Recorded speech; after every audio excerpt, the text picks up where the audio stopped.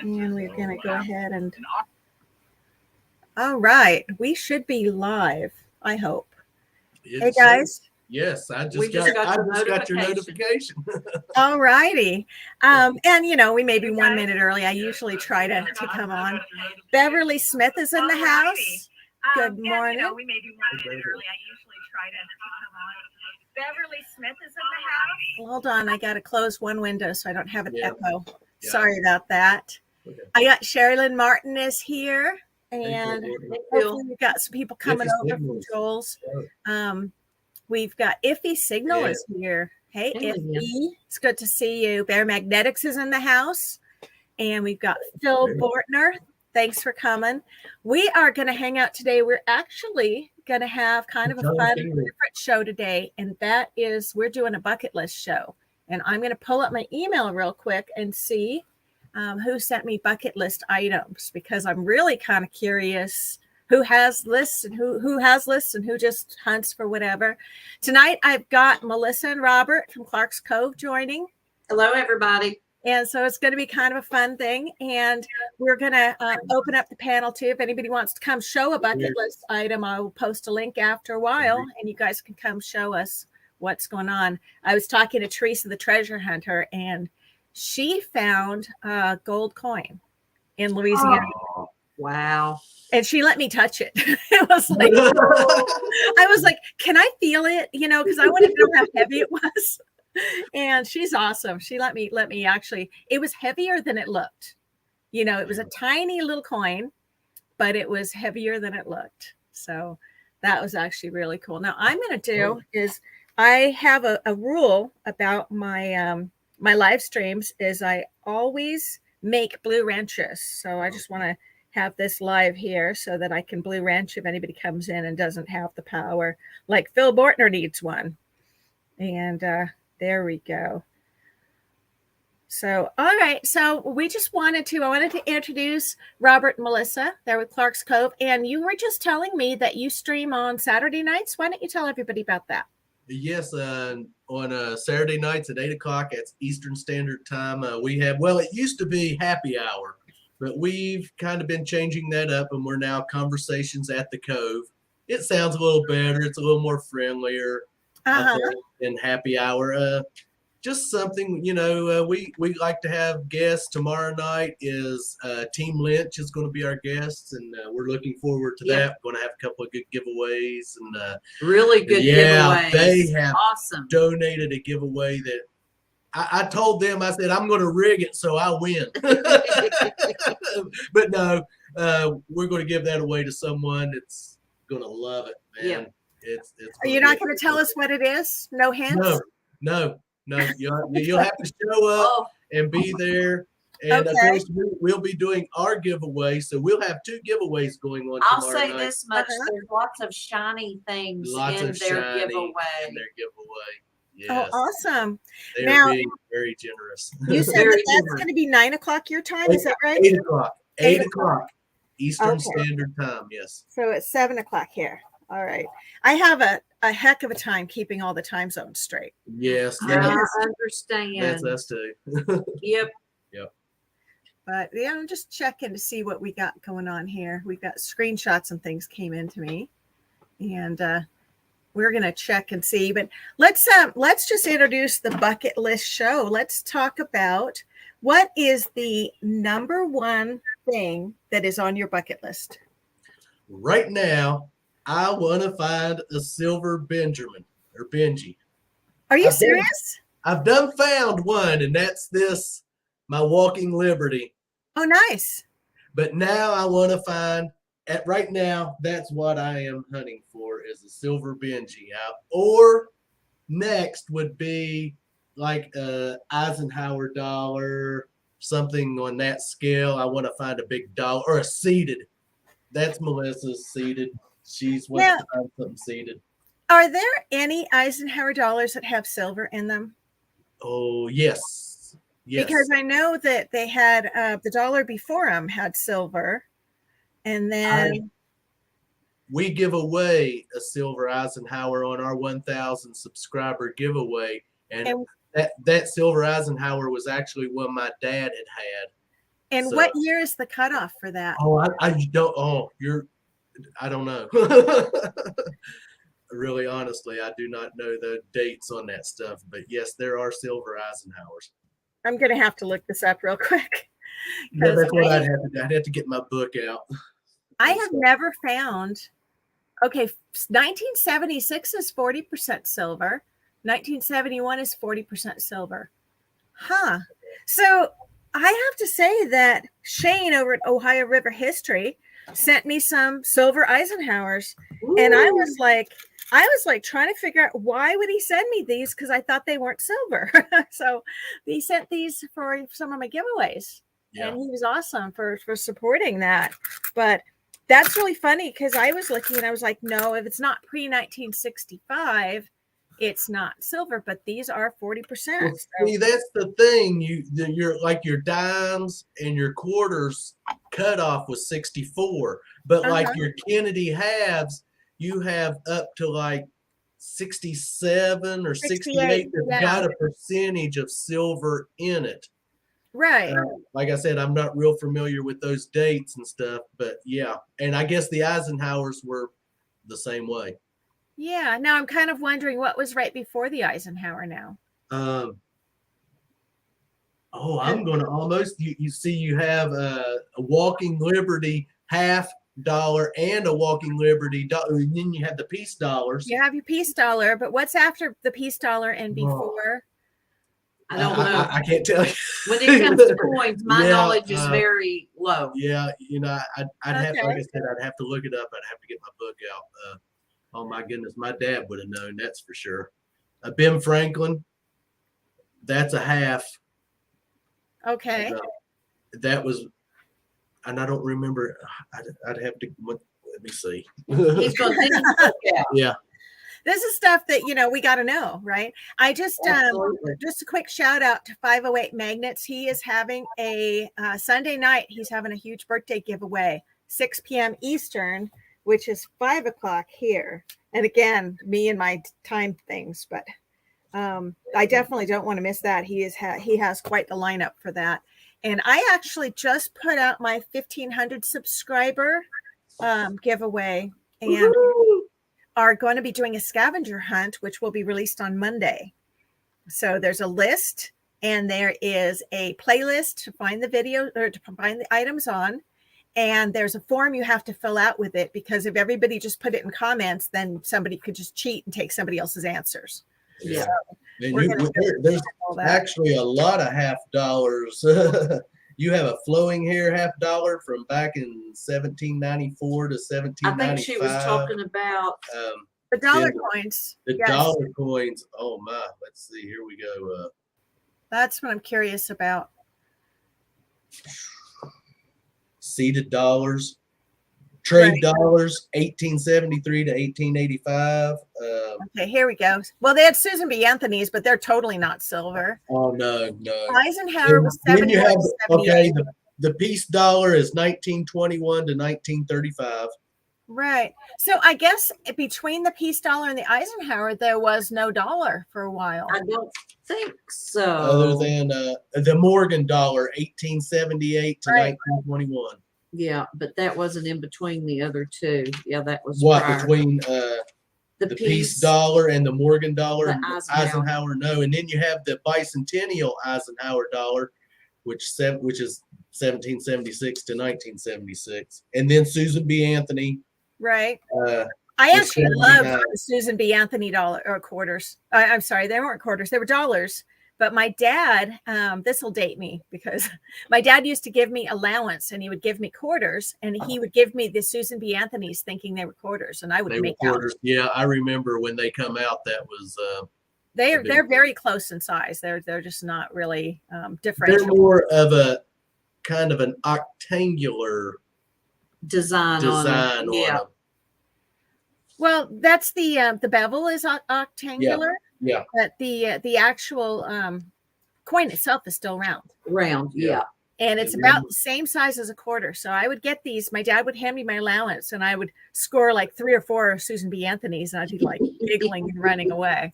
Because I totally thought that was cool. And We then got the Papa Mouse is in the house. Hey, that rhymes. quiz Um, after that. And we got Paul Last is here. Thanks for joining. Every now and then we check over chat and we make sure that people are being recognized. Yeah, always. Yeah, because it really is kind of a interactive thing. I always invite people to come up and hang out if they want to. But a lot of times they just chat and I just pin what they have to say. So I don't know. So your top choice right now would be to find a Ben Franklin. Yes. Oh yeah. Okay. And what if you had to pick your top 3? What would they be? Benjamin, a silver thimble, and a something seeded, dime, quarter, whatever seeded. Yeah. Well, you guys are where it's older. You could find seeded, right? Yeah, we possibly could. Oh, yeah. So. Yeah. And I want to find that ring that I can return to someone. Oh, okay. I want to do a ring return. We have found we are right now at 99 rings since we started metal detecting. And I've not found one that I could return. So that is definitely a bucket lister. Yeah. Well, I've had people, contact me and ask me to go look for their rings. They've said, "Oh, I lost it 15 years ago at the ball field. Will you go look for it?" And I have yet to find one that's returnable. We haven't got that yet. No. So, but we would like to.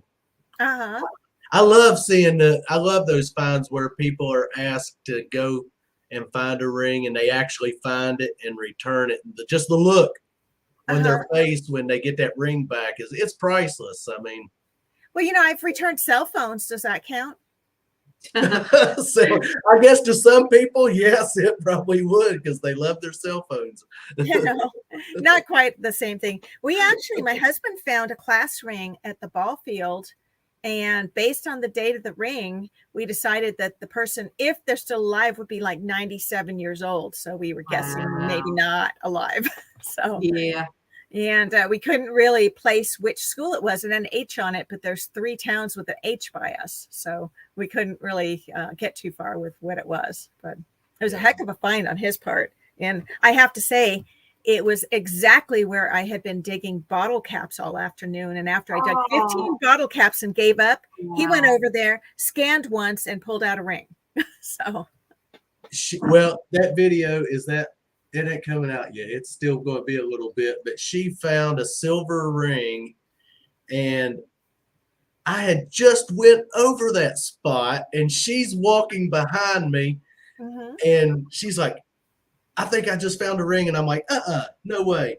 And I walk back and I'm like, "No, that's a bottle cap because it's really wide and it's got spinner rings around it. It's got 2 silver spinner rings and 2 copper ones. And then it's on a wide band that looks like it's hammered." And I'm looking at it, I thought, "Oh, it's a bottle cap." It looked like bottle cap rings. But then when she popped it up out of there and 925 written it, I'm like, how did I miss that ring? So now, do you guys swing the same detector? She uses the AT Pro. Okay. And I've got the Apex. Okay. And so, but yeah. You have similar VDIs. There's no reason that Apex wouldn't have picked that up. I think you were just being sloppy. Exactly. I think so too. Exactly. Well, we had encountered a couple of Karens that morning. Right during that time. Right during that time. Yeah. So, and we were hunting the curb strips. People tend to think they own right out to the street. Right. And of course, when you do that, you have to check with your city ordinances. Yes. And there's the easement up to the the sidewalk. Right. It's right of way. Yep. That's city property, but people, because they mow it, they think they feel is it city property or is it state right of way? Because here it's state. It's city. City here. City. Okay. Yeah. Because we're hunting in Huntington, West Virginia. That's just outside of Charleston, which is the capital. Okay. And Huntington is full. there's enough curb strips that we'll never hunt them in our Mhm. lifetime. But in the area we're hunting is in the park area, the city park area, and Uh-huh. there's a lot of nice homes in that area, and we respect that. Uh-huh. And we've got some good permissions Hey, from Marty. people just hunting the curb strips, Yes, but we you have. have those one or two that they don't want you around. That's their property. Oh, And yeah. you can't even be nice to them. You try to be nice. I'm sorry. We'll move along. And they call the cops. And we've had the police called a couple of times. But we've talked to them, give them our cards. They understand. They know we're not doing anything wrong. We're not breaking any laws. He's just like, move along. And I said, we did. We moved along. But yet they still called. So, yeah. Well, you know, I actually will only hunt curb strips on abandoned lots. So if there's an abandoned house or if it's a lot, that curb strip's fair game. But if it's in front of somebody's house, I don't go in front of people's houses because it's just, you know, I don't have as big of I'm not as brave as you are. Let's put it that way. I would be afraid somebody would come out and yell at me and it would hurt my feelings. And it was it does. The good indication on those would be if you see a yard that is well manicured and they keep the curb strip the same, walk around. Keep going. Just keep going. When you see the ones that you can tell they just mow it. Or the ones that don't mow it, that's the best ones that don't get any type of maintenance. Well, you know, the best are the houses that they don't paint their houses either. When you go by a house and they haven't like painted it in 10 years, then you kind of know they're not going to care too much about the yard. You just have to kind of use, you know, just judge your best judgment. If you see a really manicured one, just walk around it. Go on at the next one, then looks like it's mowed, but it's not well kept. And then you'll be surprised how many people will come out and say, "Hey, what are you doing? That's cool." And just say, "Have you ever had your yard metal detected?" And a lot of them say no. We always stress the front yard. Just the front yard. Yeah. And we've had how many? We've gotten 3 permissions. 3 to 4 permissions. Just people coming out talking to us, and but of course we've been ran off. And just go on. Just say sorry. I'm sorry. Didn't mean to disturb you, and walk on. And it's. Well, you don't give them a sticker. You say, "Sorry to disturb you. Here, have a sticker." We usually give them a card. We'll try to give people if you change your mind, give us a call. You know, by the way, I have to tell you, I have been having so much fun with stickers lately. I don't know if you watch any of my morning live streams, but I've been matching stickers that people send me to the color of Go Cups I have in my cupboard. We love trading stickers. Yes, if anyone out there wants to do a sticker swap with us, let us know. Yep. So that's really cool. Sticker swaps. We got Blackbird is in the house and Kevin Myers, and I'm actually going to pull mine up and make sure everybody still has blue wrenches because no, Kevin's good. Always have to make sure. And I was going to pull something else up here, and now I don't remember why I opened it. Oh well. Oh, I know why. I need to pull my participant list because later we're going to do airplane races because my icon had somebody jumping out of an airplane. So I figured it would be good to do an airplane race to go with it. Rocket Man is in the house. Rocket Man's my birthday twin. He has the same birthday I do. Hey, Rocket Man. That's cool. Yeah. And birthday was someone on YouTube with one of the detecting channels. I can't remember who it is. Oh no, it's it might be Olin Borden. Someone has. Someone has the same birthday that I do, but I don't remember. I think it might be Olin Borden. You know, Olin's like the luckiest guy I know. He not only did he win the Whit Hill CD that I had when Whit Hill came on stream with me, but he has won like almost every time I'm in a stream with him. I swear he wins. He's won on ours. He's won on ours a couple of times, but it was spaced out that we went on with the second win. We usually try to. I keep track of when people win and the dates, and if they won recently, I usually like to go on to someone else that hasn't. We want to give everyone a chance. Yeah, that's just that's our rule of thumb. You know, everyone can. I mean, please enter. Yeah, enter. Yeah, but we try to. We like to stretch it out so everybody can share the love. Rocket Man did win the Barber half, and I actually have to mail these things out. I have all of my mail stuff like ready to go, and I had to go to the post office and get these things out. But I gave away the Barber family for my birthday. So I gave away a Barber half, Barber quarter, and a Barber dime. And Rocket Man got the Barber half. Before I forget, did anybody win bingo tonight? Because I didn't see a message, but that doesn't mean nobody won. Let me just go over here and make sure. But I didn't see anybody sent me a bingo card. So I got a screenshot. Hold on and make sure this isn't it. No, she was sending me. We were doing a name that relic, like identify the whatchamahoozies on Monday. And it looks like she sent me a company for this item we were trying to identify. It was PWO instead of PWC. So that's yeah, but it looks like nobody bingoed tonight. So that's interesting. We always do a wheel spin for people that bingo, and then we do races at the end of the night. Las Vegas Urban Treasure Hunters in the house. You guys, if you have not checked out his channel, please do. He has a subscriber giveaway, 500, I think, coming up. And he's giving away all sorts of goodies. And this guy's got the balls to go out and detect in Las Vegas in the summertime. And that just in and of itself needs, he deserves a thumbs up and a subscribe just for that. Absolutely. Adventures is in the house. I appreciate your coming by and sharing some love. And let's see, we got Tin Man Willie's here too. Hold on. I gotta, this stuff goes by and then I like miss saying hi to people. It's like evil. It does. It'll pass by and you. We got to meet him at Yes, we got to meet Willie. Yep. At Flash Bash this year. Yes. He was our neighbor. Yeah, actually, he was our neighbor. What? I thought he was from Kansas. Well, at the campground, he was right next to us. Oh, what campground would that be? What was the name It was. of that? I don't remember the name of the campground. Yeah, because it was kind of privately owned. Someone that. But that was outside of Columbus, Ohio. Right outside of Columbus, Ohio. Okay, this was Flash and the Pan. Flash Bash. 22. That's it. Okay. Yeah, back in June. All right. I kind of wanted to go to that too, but it's everything is far from South Dakota.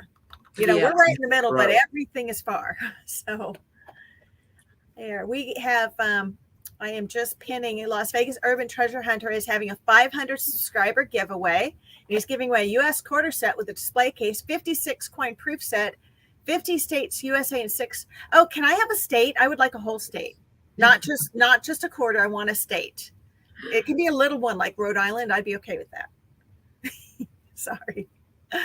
And let's see. Let's hide that one. And Tom Riley's in the house as well. So that's cool. Well, I actually would love it if you would show us some of the bucket listers you have found, because you said you brought some. Absolutely. We brought a few things, stuff we found. I'm going to show off my first one, and this was found in my front yard, and that is a grape shot cannonball. Hold on, let me. I'm going to grow you. I hope this doesn't hurt. There you go. Yeah. Yeah. Now, what is that? That's a grape shot from a cannonball. Oh, wow. Okay. Yeah. That was found in our front yard, just out under our apple tree. So yeah, wow. that was a good one. Melissa, show your one bucket lister, your toe tap there. Yes. When back in the wintertime when we were hunting the old home sites, this is what they call a toe tap. Oh, I have one of those. Yes. And I didn't know what it was. Yes. Yep. That would have been on the front end. And see, so then you have heel plates. Yeah. Is it a heel or no? That's definitely a toe. This is the toe. That's the front. That's the toe. Okay. Yep. And oh my goodness, right here definitely was a bucket lister, and that was a clay marble. Oh wow. That I found when we were doing home sites back in January and February. Was it on the ground or was it underground? Oh yeah, it was underground. I was getting a signal, and when I dug it, I found a bunch of material, clothing, and it had a zipper. Uh-huh. And when I was pulling that out, I just happened to look, and that was still down in the dirt. Grabbed the camera, started filming and pulled it out, and yeah, that's clay marble, and those are dated back what, Melissa? 1800s. Early 1800s when those were done. And of course, I showed this to you earlier. It was my Walking Liberty half that I just found recently. Nice. That was a bucket lister. Definitely here. It's not that I was really looking for anything like this, but this was found here on the property, and everyone always likes to find these little old cars. Oh, nice. Is that Tootsie or what is that? It has no markings in it. Okay. But it had all the axles and all four wheels on it, and that was found in the field right here next to the house. And it's heavy metal, right? Yeah, that's one of the old nice ones. So it's got to be like a 30s probably. Or possibly, yeah. Yep. Well, what are the wheels made of? Are the wheels they are like a hard rubber? Rubbery, really hard, and it's amazing that the wheels were still beautiful. Still on it. And half of it's blue and half of it's rusted the way it was laying. And it still had some. I know this camera is not the best in the lighting, but this part of it here is all still blue, and the other side over here is rusted the way it was laying in the ground. Nice. You can see it a little bit right there. Wait a minute, was part of it sticking up then when you found it? No, it's just the way it was laying. It was laying like that right there, and just the way the dirt was coming up around it, it kept some of the paint still on it, and then half of it was gone. So that was a good find, definitely. Rocket Man says clay marbles were invented in 1890. Okay, 1890, yeah. And I love finding marbles. I think that's actually like a bonus when you're out detecting, because you're not going to find them with your detector. It's just right. Exactly.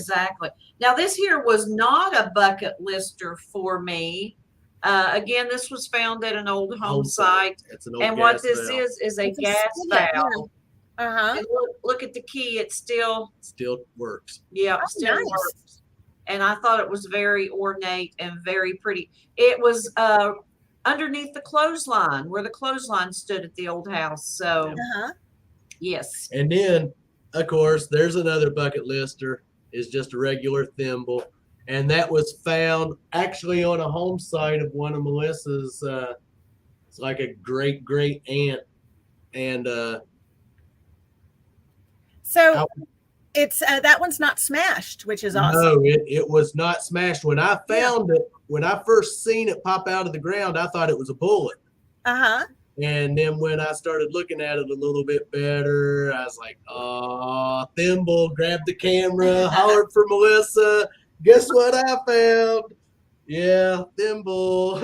Now my bucket lister right now that I want to find is a skeleton key. So that's what I'm on the hunt for. And so wait a minute, I have to back you up just a minute, because he said, "Call for Melissa, grab the camera." So is it your job to film him every time he finds something?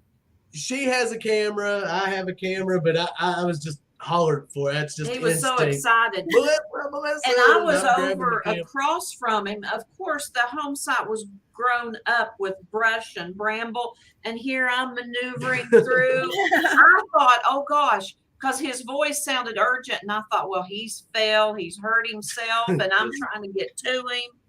And then when I find out, oh, I found a thimble. Yeah. Oh, that is awesome. Yes. So Eric has the same thing where he would be like, "Stop everything! I found something. Come film me." And I'm like, "I'm digging right now. You have a camera. Go for it." She'll be digging, and I'm hollering at her, "Melissa, get over here!" She's like, "I'm digging something." I'm like, "Get over here! I'll get the camera. I'm filming. You got to get over here." And then if it's something not so exciting to me, I'll say, "Next time, let me continue digging. You keep it to yourself." So tell me, who does the editing for the videos? Me. Yeah, that's not my cup of tea. If you want to call it that, I mean, we have a pretty raw way of filming and editing. I know Tripwire always he calls us what is it? Guerrilla filming. Guerrilla filming. That because the way it's we don't use a GoPro. I use a little handheld Sony, and she does too. And the editing tool I use is really probably to a lot of people like they never even heard of it because it's through Sony. It's Play Home Memories. Okay. Where I keep all our pictures and all our videos. And it's really simple for me. And then I have a photo app where I can add lettering and more if I want to for my thumbnail. But we're really simple. And very simple. I don't get really fancy with our videos, and I like it like that. And it seems a lot of people like the raw, gritty country. Yeah. I think that people just appreciate getting to see what people film, and I don't think they care really. If you like, I try to get my videos like just perfect, and there's always a mistake. And you can only do as much as you can do, right? But I think that people are happy to see what other people are digging different places. I get my words. I'll be saying something and I'll mix something up. In my wrap ups, I'll be like, oh, well, I found 10 quarters and it's nickels or dimes. And, I do stuff, little silly stuff like that, just where I start talking too fast. But even though we edit and he realizes that he's made that mistake, we don't go in and type, I meant to say quarters or nickels. We just, it's obvious there in front of us, that he. Yeah. Now, do you show everything you find, or do you put together video and just kind of show the highlights? Well, I always show my junk at the end. I always show my pile. I don't. But most people, occasionally, if I'm doing a live dig, which is not very often, and I've had people say, why don't you do more live digs? Because every time I do a live dig video, it's garbage. And I know we all dig garbage. And so I always save my garbage till my wrap up, unless occasionally I throw a garbage dig in there. Yeah. Because we all do it. But I try to just focus on my good digs. Even though we find a lot of clad, I'll show you my clad that I find. I know when we started filming, that was mainly all we were finding. Well, we were hunting more parks and tot lots. Tot lots at that time. Now we're growing. Yeah. We're moving into the home sites and the curb strips, which we're loving. So how long have you been detecting? Since March of 2019. Okay, so then we started. We started our channel in December 25th of 2019. Was our first video out. Yeah. Okay. Hey Joe Dirt. Hey Joe. But yeah. Oh, Dirt's in the house. And we have met a lot of good channels. Yes, we have. And it's a great community. It is. It really is. People have been good to us, and it's hard to keep up with everyone. And I try to apologize. We have a lot of followers. We have a lot of our covers, and I don't get to watch all their videos. And I try, they understand. Most people understand. You got a channel. You got to do. But we try to keep up with everyone as much as we can. And sometimes I forget names. And what I do is I actually will run people's playlists. So if somebody has a playlist on their channel, even if I don't have time, like I'll pop in and I'll show my support whenever I can for live streams and everything else. But I also am working for a living and trying to get out detecting. And if I'm going to be out doing farm chores, I will hit a playlist on my TV. I have YouTube on the smart TV, and I'll let it run. And I may not see every last thing, but at least they're getting some watch hours. See, that's the thing about out here. If I start running a playlist, then our internet will go off 100 times a day. So then it stops it. What kind of internet do you have? Frontier. We're in West Virginia, and it's Frontier, and they're still on copper. Yeah. We're like still dial up right now. Right now, so that I can have this. My phone, I had to off the hook. I had to dial the weather channel and let it sit and so I can have connection.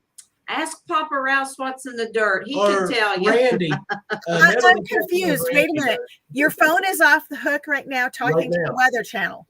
Yeah, so I can have just internet. so we can have internet. It's a number you can dial that just loops itself, so it will stay connected. Yeah, so we can stay connected. That's a hard one to explain. I'm confused.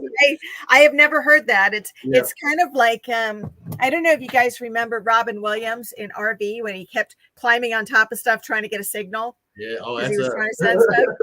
And this sounds like it sounds like you have to go up and hold an antenna with one hand and hope for something else to happen with the other. So exactly, that's us. We are the end of the line. Our house ends the electric line for right here and the cable. I mean, we are the end of the one way in and one way out where we're at. I mean, we are truly Clark's Cove. I mean, think of a cove where you only have one way into it and one way out of it. And that's where we're at. Yes, right now, if we had our phone on the hook and it would ring, it would kick us off. You'd lose us. You'd lose us. Okay. Yeah. So do you have redundancy there for power and things in the wintertime? If your power goes out, do you have? We've got our generators that runs off the natural gas well here on the property. So. Oh, nice. Okay. That'll last a while then. Well done. We've had trouble with it. Trust me. We had one winter here, and of course it had to be a winter that got down below zero and the gas went out because it froze. Everything was froze completely off. So we went like seven days without any heat other than we had the fireplace. Yeah. You could actually stand in our living room though and see our breath. So how did you cook and stuff during those 7 days? With the gas, the Coleman camper stove. Okay. Yeah. We had something like that in South Dakota, and we had to heat this was when my son was a baby. And everybody in town went to the fire hall, and it was like, you're supposed to go to the fire hall. They'll feed you. They'll keep you warm. And I was like, I'm not going in the middle of a blizzard to a fire hall with a baby and be around all these people. So we kept the house warm. We insulated one room. There was an inside room with this Home Depot silver sheeting stuff. And then we used candles, and I had a thermometer in there, and the room never was below 70 degrees. And we just used candles. We cooked over candles. I mean, the whole thing. And that went on for 4 days during a blizzard. And on the fifth day, we were going to pack up and go out to the farm. We were done. And right when we were leaving, the power went on. So it was just lucky. But it sounds like you have things lined up really well there. So we've got our outhouse. Yeah. So if the water freezes off, we have. And she always keeps bottled water, jugs of water on hand for emergencies. We have to think ahead. Yeah. I mean, yeah. Well, a lot of people, it's funny because, for a long time they thought preppers were crazy people. But I've always lived in the mountains, and now I live out on the prairie. And, this is just the way people live. You buy groceries for a month at a time. You have stuff here so that's how we do. Down. And, it's not crazy, like conspiracy stuff. It's just the way it is. And now that prices are going up and stuff, I'm actually glad that I canned a bunch of meat. When I get it on sale, I put it in jars, and it's easy to heat up over a flame if you have to. So it works out. So I think that's really neat that you have the propane generator. I kind of want one now. But anyway, we don't have natural gas here. That's the only thing. Yeah, we've got a well here on the property, so it's nice. We have to maintain it, and it's a trek to it if it does freeze off because it builds up moisture, and so we have to go up every so often. And 3 o'clock in the morning when it's that cold, it's not fun. It is not fun. We've done. Wait, did you guys see that article where in California they basically told everybody with a well they now have to report their water usage and pay a fee to use their own water? Isn't that something? That's just. Oh, it was just crazy. I was like, wait a minute. It's your responsibility to tell people, A, you have a well, and B, how much water you're using so you can then remit to the government money for using your own resource. And I was just like, oh, yeah. Glad I left California. Hey, Rocky Mountain.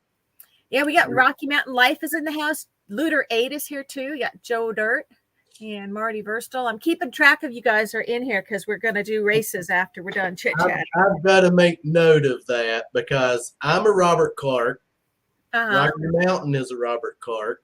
And then we have Florida Thunder Digging with Rob is a Robert Clark. What? I thought you guys were all Roberts, but you're all Robert Clarks? All Robert Clarks. Yes. Oh my, that's interesting. That is awesome because we all know each other. And we all know each other. Yeah, so you guys could all be part of the Robert Clark Club. Clark, yeah.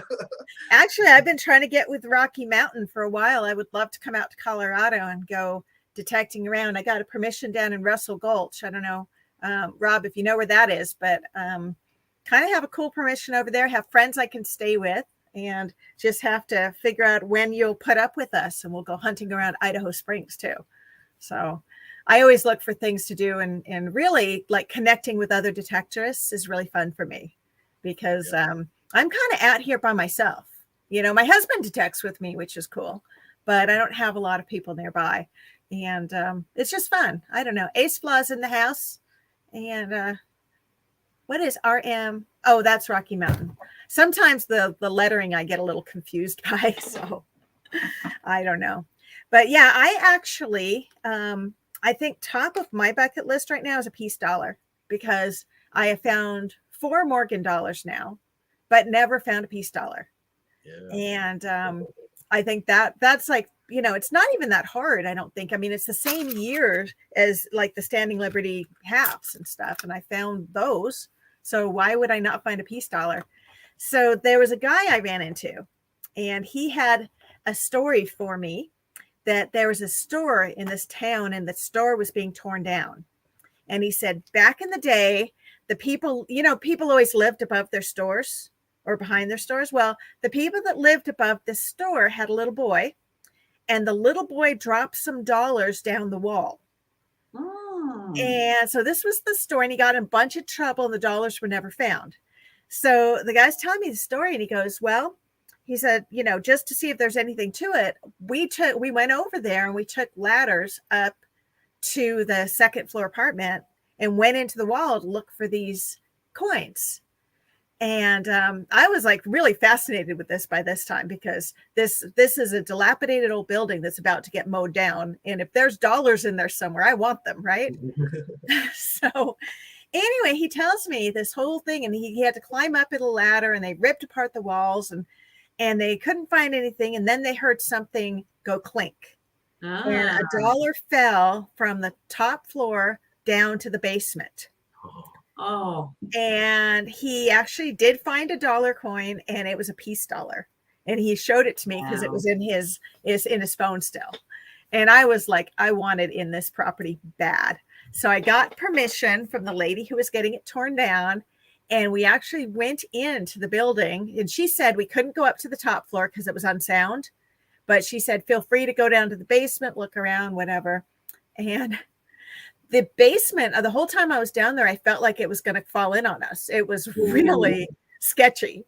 And it was a dirt floor basement, you know, so I was like, you know, we could like scan around. Maybe the thing would be in the basement, you know, somewhere. And my husband, who knows a lot more about carpentry than I do, said there's headers or something in the wall that things would never fall through because of it, because in the construction.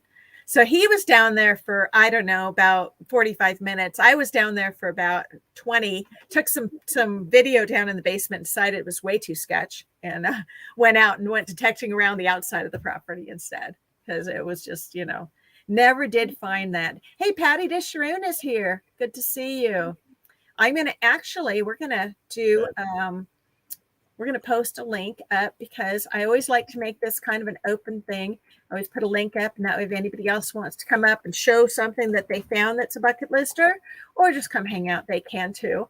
I don't usually have many takers, just so you know, but it's always nice to invite people, you know. Don't be shy. Come up and join us, folks. Yeah, it's just fun. And once we get some people up here too, I can get going on the races, because it's easier to type when I'm not talking at the same time. Got other people to take over. It is better. Yeah, exactly. It works. And I was going to say, my other bucket list I'd really like to find is a flying eagle scent. I want to find. I'd like to find a largie, any kind of large scent. Well, I have found a Canadian large scent, but I want to find an American large scent. That would be nice.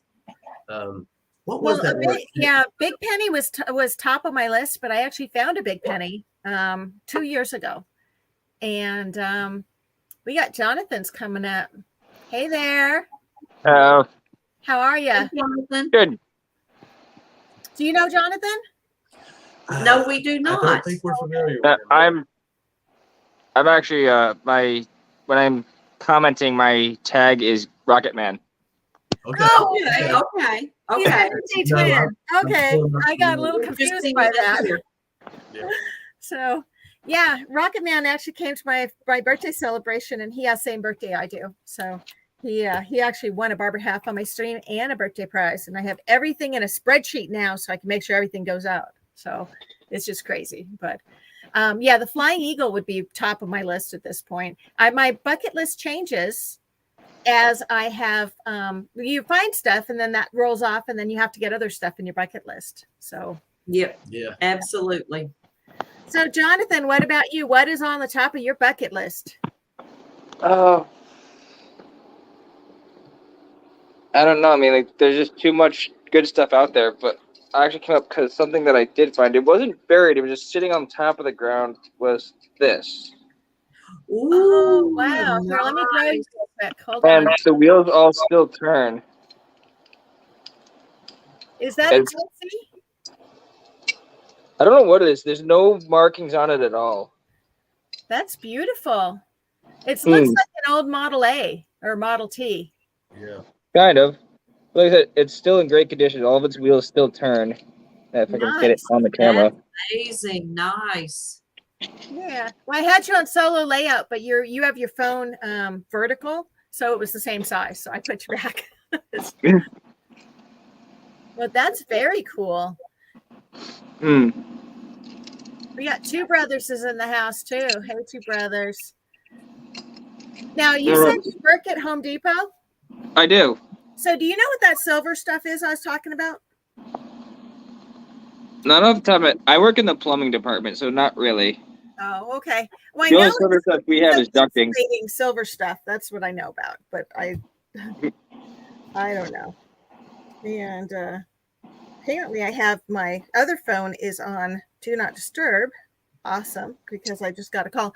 I have a phone number in Colorado still because I used to live there, and I get people call this number all the time thinking it's a casino because it's a really good number. And so they'll call me and they'll be like, hey, it's my birthday. Can I come up and get a free buffet? And I'm like, sure, come on up. Ask for Chris at the desk.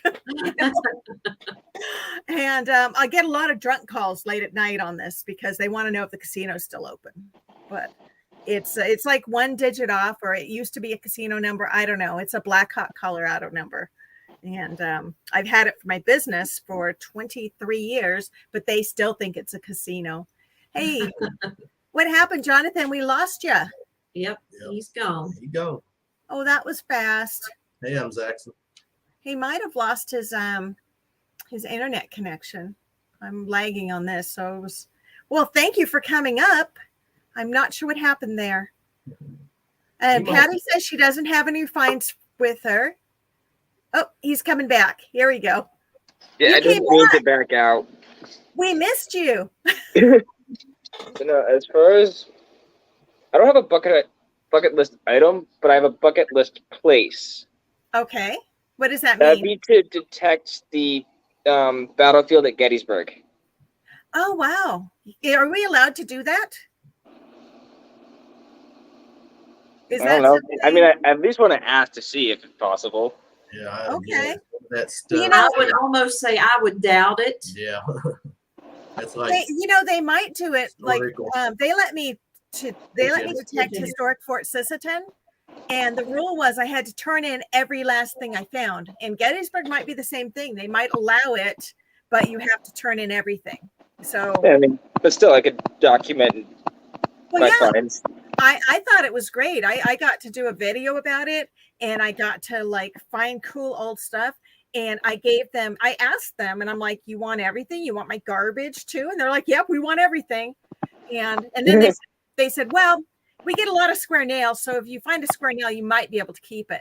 So I bring him my big box of stuff and I go, oh, and I got this square nail. I'd really love to keep this. And they took it and snatched it away from me. Oh, They were like, no, that's a really nice square nail. You can't have that one.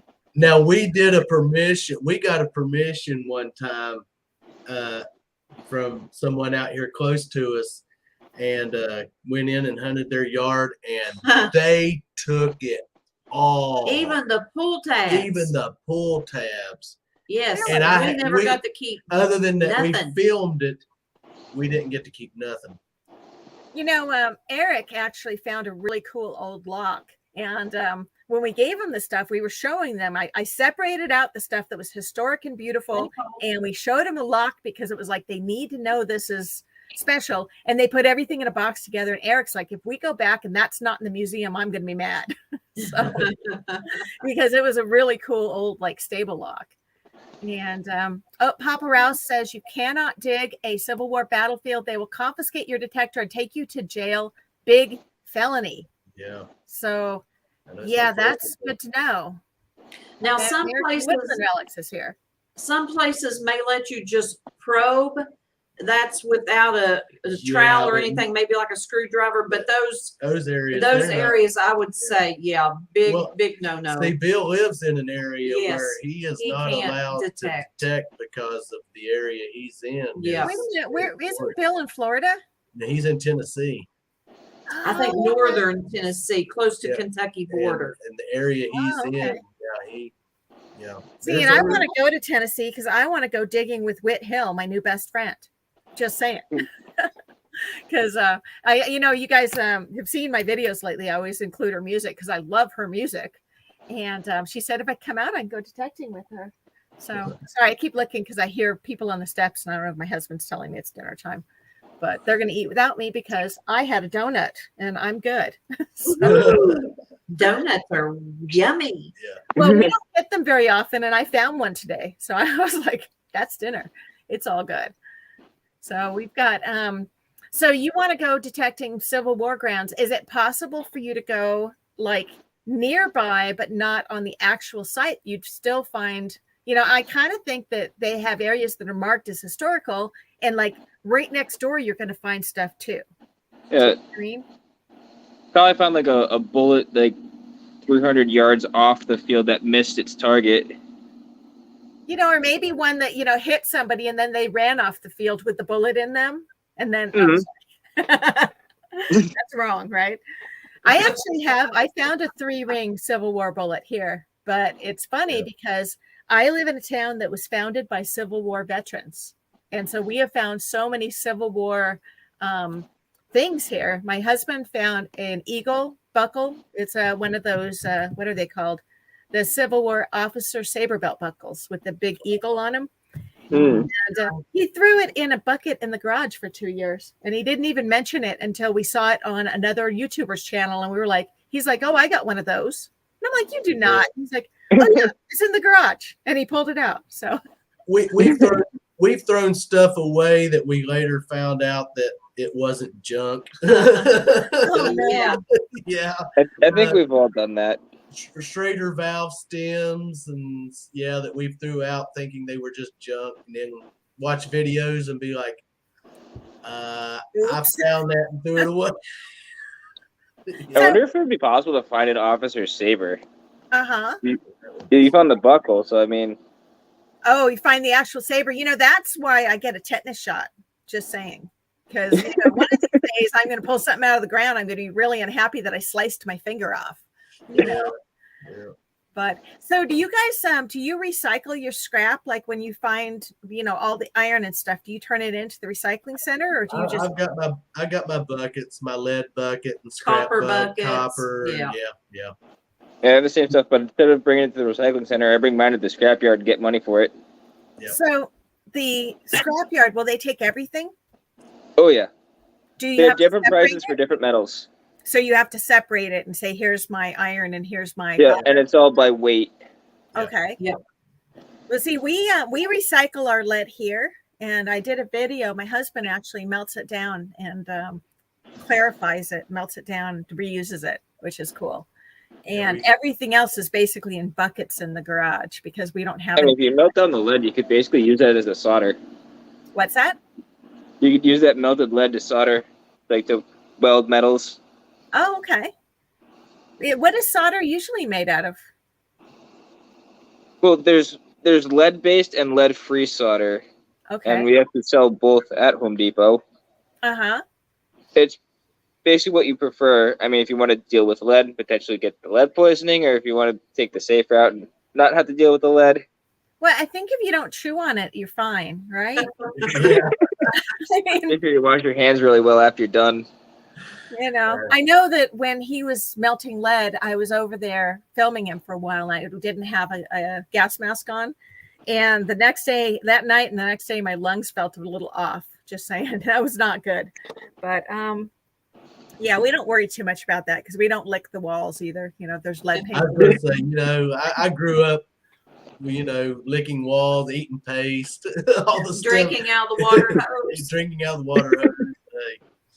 Well, you know, we used to drink out of the river and there was no, like, you know, there was never an issue with it back in the day. So I don't know why everybody's all scared of it now.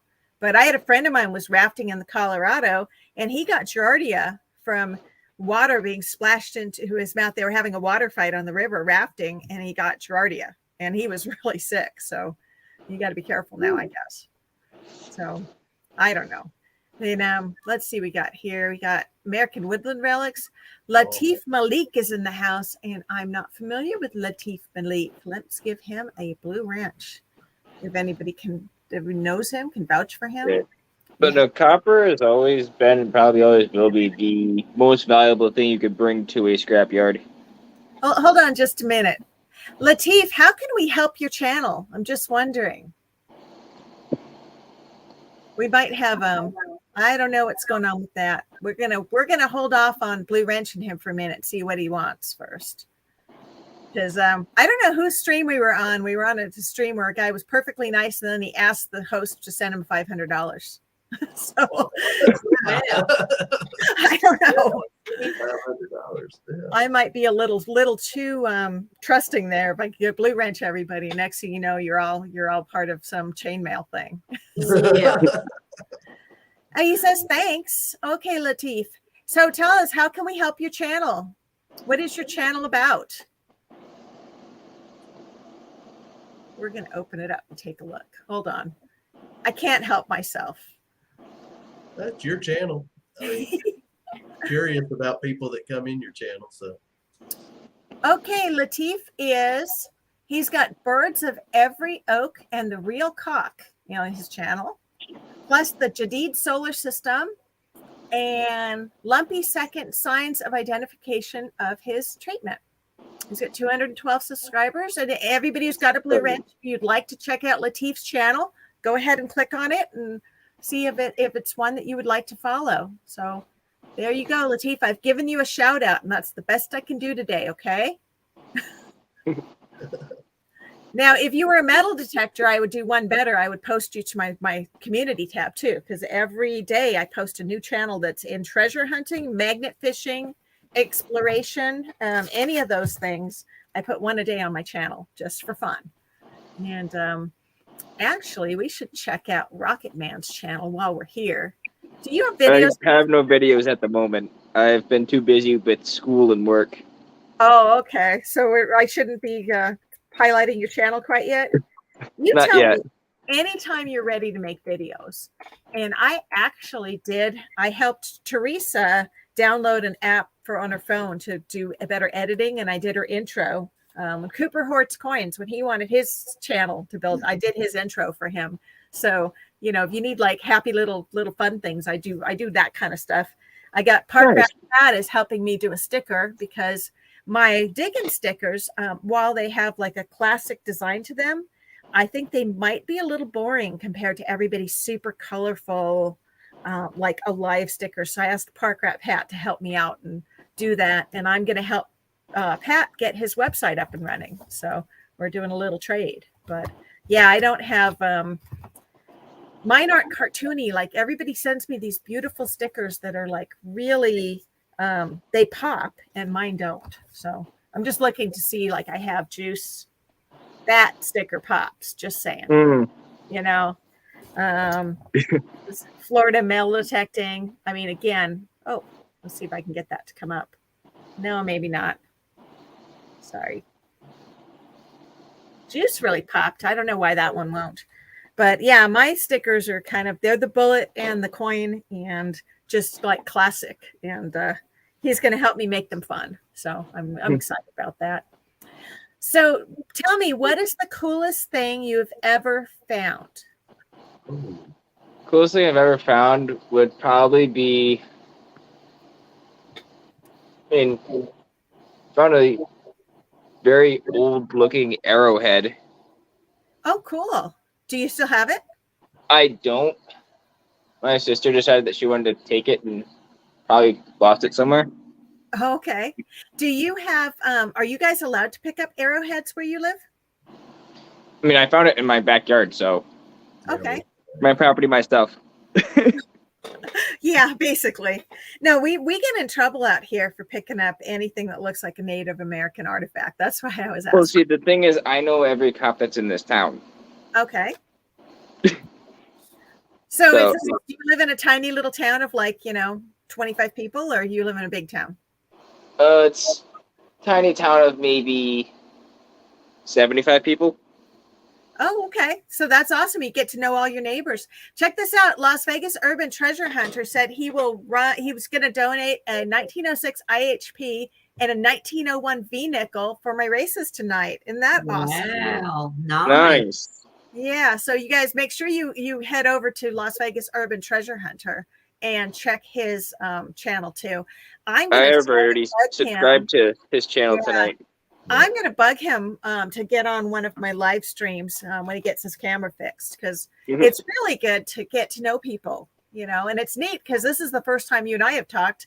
Robert and Melissa, I've seen your live streams before, so I know what you look like already, but Rocket Man, I've never seen him live on anything. So it's good. You got to get to know people, and I think that's really fun. And I will do, while you guys chat among yourselves for a minute, I'm going to get my list going here so that we can start the first race, and then we'll keep chatting while it's going. Okay. Sure. You had asked the question about a find, and I'm going to tell you, unless Robert wants to go ahead. No, I was going to say one of my coolest finds that I've ever found was when we were hunting home sites back in January and February, and I found this cuff link, right? And it's complete, and it has an owl on the front of it. Here, I'm going to grow you for a minute. Let's see it real big. Can you get it up in front? Oh, it's not going to want lighting. Yeah, but it's got an owl on it with a graduation cap and the diploma under its wing. It's steampunk style. And it's like steampunk style, and it's from the early 1900s, like 1940, 30, 40s. And it still had. Is there a school near you that would have had an owl as a mascot? The only research I could find on it was that it was just an old. It's just what's the word? Oh, I see the owl. It's starting to kind of show somewhat antique-ish. But for where we found it, I don't know where that would have come from or why someone would have had it. Don't know. Yeah, but that is a nice. Yeah, it's not. That's sad. Hey, Jim right there, you can see the owl pretty good. Yeah, that is very cool. But that was a very cool. And then Melissa's most oddest find, and I'll let her explain that. Yes, Paul. Robert, is that owl holding the diploma under its wing? Yes. Yeah, I just was looking online. I found the same exact thing on eBay for $20. Yep. Oh, yeah, really? It's got the cap with the tassel hanging, and then the diploma under the wing. Yep. But so does the eBay listing say what it's from? It did not. Because that's actually I do Google image searches, and then a lot of times they do go to eBay, but they give you the kind of the detail on what's going on. Now, my coolest find, now you all may not think it's so cool, but I'll keep bringing it closer and closer. There we go. That's doing. I'll see if you can tell that the top of it Is it has an a loop, has a loop in it to go around the chain. No, it is an urn with ashes in it. Oh, Wow, geez. that is cool. Yes. And on the bottom, it On says, the bottom, very small, you won't be able to see it, but there says- is an inscription that says Madeline. And I found this Okay. in Ohio next to the river at a little park. And where I found it, I know that it wasn't put there on purpose. It had to be lost off of the charm. It's brass, but we didn't know what it was. And I had come home and Robert said, Melissa, you need to sit down. I need to tell you what you found. And he was cleaning it with his little wheel and he discovered that the top screwed off. And when he looked down in there, there were ashes in it. you can still Yes, see they're the still ashes. there, of Yeah, course. yeah. Now, But that's something that it would be really cool to be able to return to somebody. Yeah, but- absolutely. We have tried to, and when yeah, we there's first no- found it, there's no one. way of It's, finding, yeah, But we did do a Halloween video for Digging with Deej, yeah. where we kind of, because when we found this, and this is true, this is Oh, not this made is up. true gospel. This let me was tell you. this was in March of 2020, and I told Melissa, I said, now, if things start going crazy, it's because of this. And well, it wasn't but a week later when Things COVID shut down. and everything shut down. And I know when we did the video for Deej, people were blaming us. Oh, no. They said, return that, get rid of it, throw it away. You know what that reminds me of is the Brady Bunch episode where they found that tiki in the Yeah. cave and they had to return it because they had all those accidents. Put it back there. Graveyard prospecting, it But- says got to put it back there. But we keep Madeline here with us up here on the mirror. She is definitely a conversation and piece. she is a conversation piece for odd finds. Yeah. So would you ever like consider putting that on a chain and wearing it? No. No. I just had to ask. No, I ain't gonna start wearing it. I had Come on, to why not? Now, I tell you what, Robert and I are planning on when things straighten up a little bit here and with our economy, we're wanting to go visit Paul and Belinda at American Woodland Relics. And I think we just might take it down there and see if they want to keep to it. babysit it for a while. You know, don't tell them you left it. Just Just leave it. You caused COVID. Yeah, we were blamed for that. We were blamed for that, Jim Yeah. Steele. Yeah. Oh, geez. You know, when I was interviewing my homeowner when I was out in the hills, he was telling me about this haunted doll that he found at a thrift store. And he brought it home. And I'm like, why would you bring this haunted doll home? And this doll gets out of the cabinet and makes mayhem in his house. And I'm like, lock that sucker up. I mean, it's like, Yeah. and he has this whole story. I actually have that on film. I did not share it on the video, but it's like this really spooky story about this haunted doll that he bought at the thrift store. And it gets out of the cabinet with the other dolls and it messes with the other dolls and it changes things around in his house. And oh man, I don't I know. would be gorilla gluing that to something so it didn't get out and about. Yeah. I would be locking that door for sure. Okay. Jim Steele, you know what? We keep Madeline comfy. If I was to mix those ashes in a cake, it would definitely be going to American Woodland Relics. Now, where is American Woodland Relics located? Ooh, Georgia. Georgia. So it's not that far for you guys to get there. Not No. really, no.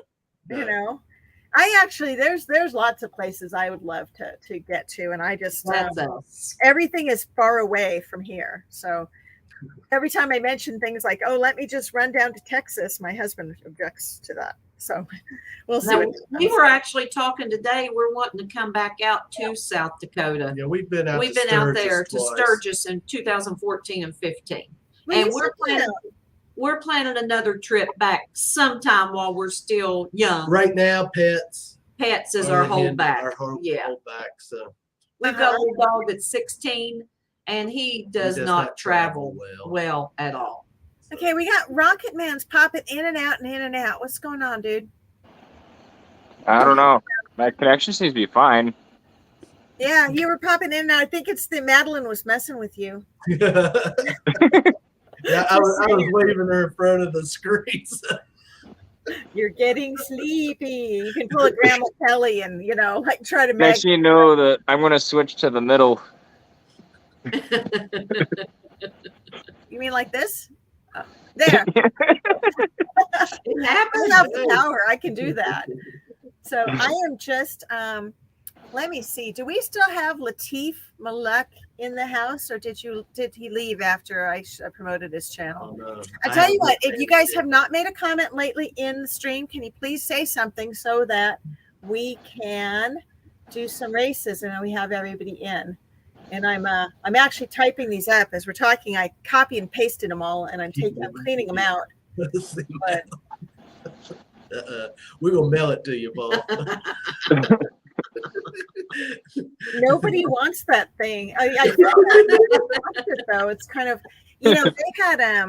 they have now you can take somebody's remains and you cremate them and then you can press them into a diamond. I don't know. Yeah, this is true. Because I was telling my husband that when I die, we're going to press my remains into a diamond and he can give it to his new girlfriend as an engagement ring. And he was horrified. I also told him, I told him if he remarried, I was going to come back and haunt them anyway. Well, I would not want to do that to Belinda, Paul. No, so Madeline's going to stay Madeline right here will with stay us. here. Only because you said that. Yeah. Yeah. Okay, so let's see. Malik went back in and said something about giving his channel back down. I don't know what that was. Let me see. Okay, let's see. Chew is in the house. I don't have Chew on here. And we're going to do Hello, Chew. We're going to get a duck race going here.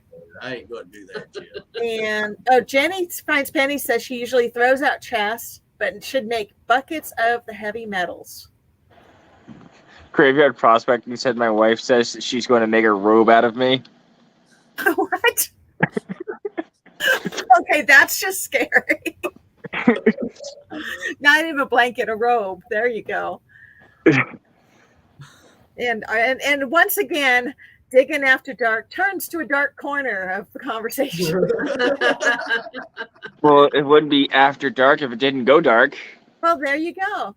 No, I stream in the mornings, and that's like coffee chat and chicken chores. And so I started doing Digging After Dark because I do these late night streams after the premieres, and they get kind of random, I have to say. I like your morning coffee and chicken chores. I grew up on a farm, and I really enjoy watching you going around doing your morning chores. Oh, thank you. I just I already am wandering around talking to the cats, so I just started doing this as a way not only to give people kind of a inside scoop as to the rest of my world, but also because I desperately need watch hours. So I just grab a cup of coffee, I go take care of the stuff. I have to be out there and do it anyway. And I'm glad somebody is enjoying it because sometimes I think it's kind of lame and I'm not going to do that. Oh, no. Yeah. Oh, no, it's not lame at all. Not at all. Yeah. I am just deleting, I have duplicates now because I copied and pasted the entire list. So you guys have to bear with me for a minute here. Because I just know that one morning you were sitting on your porch and the way those rocks, that one rock looked like a skull. You could just see the top and the two look like two eye holes. Oh, yeah. That one is an Indian, a medicine thing, I believe. And that my husband found that somewhere, I think when he was a kid. So I think that's what that is about. And let's see. Bro, Leanne Crawford says that she loves your morning coffee and rounds. Oh, that is awesome. Thank you, Leanne. And lately I've had to work in the morning, so I do it really early. So I'm glad people can make it. I do get some guys from Australia and some people from the UK come over because of the time zone thing. I'm trying not to cheat and have anybody in here 8 times because I'm doing it wrong because I could do this on, if I do this cleverly, Here, let's do it this way. I do it in a spreadsheet that I can sort, and if I can sort, then there won't be duplicates. So that would probably be better because I'm doing it in Notepad and it's just not working. Hold on just a minute. It'd be nice if there was like a delete duplicate button. Well, this way, if I just sort alpha, then it will actually do that automatically. So we'll just do that. Just do data sort and ascending. Hello, Great Finds. Yeah, see, I had American Woodland Relics was in 3 times. Let's see. Great Finds here. We got to meet Great Finds back in April or May of last year. Yes. 2021. Yes, at a seated hunt. Yes. So what do you think of the seated hunts? Do you enjoy them? Oh yeah. Yep. Yeah, the ones we've been. Well, we've only been on the one. But we enjoyed it. Yes. Yeah, thoroughly. And do you feel if you find something in a seated hunt, does it count or does it not count? Because my husband says that all the silvers I found in detecting the Heartland didn't count because we compete for how many silvers we get for a year, and he's like, me now. People can do, they have their own, but me personally, no. Okay. I will not count them as you found that because you were going to find it more than likely. So, well, it's like a candy scramble, really. I mean, if you think about it. But they're fun. What is a seated hunt? A seated hunt is where you get together with other metal detectorists and they put the coins out and everybody stands around and they say ready, set, go, and then you all rush to the center and go looking for coins as fast as you can. And it's just like an Easter egg hunt for adults or a candy scramble at the rodeo. And now a story from that hunt is they had a gold coin planted in the field we were hunting in. Well, they had it masked by a horseshoe.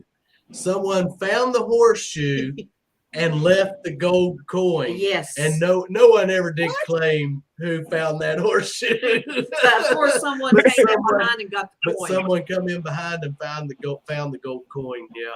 So somebody did get the gold coin. Oh Yes. But the Just fact they found the horseshoe. because always recheck your holes. Yes. Always. Well, somebody's kicking themselves over that. Oh, yeah. Well, I found a trime, and Mike from Great Finds was standing there right with me, and that hole had already been dug. And I was swinging and got the signal, and it wasn't the best signal, and because it was so dry that day. Oh, and it was bone dry, like powder. And I said, someone's been digging here, and they left their signal. And I just swooped a little bit of dirt away, and there was this trime laying there, and Mike was standing right there with me when I found it. That is awesome. They had all these trimes and stuff when I went to that seated hunt in Iowa. And my friend who's been to a bunch of them, she cleaned up and was finding stuff left and right. It was the first time I'd ever done anything. So I was like, I found some things, but I didn't find any of the trimes or anything. My husband, I think he was just very baffled by the entire, there were too many people running around doing stuff all at once. So, I was better at the candy scramble than he was, but it was still just. Yeah, there was a couple of, actually running.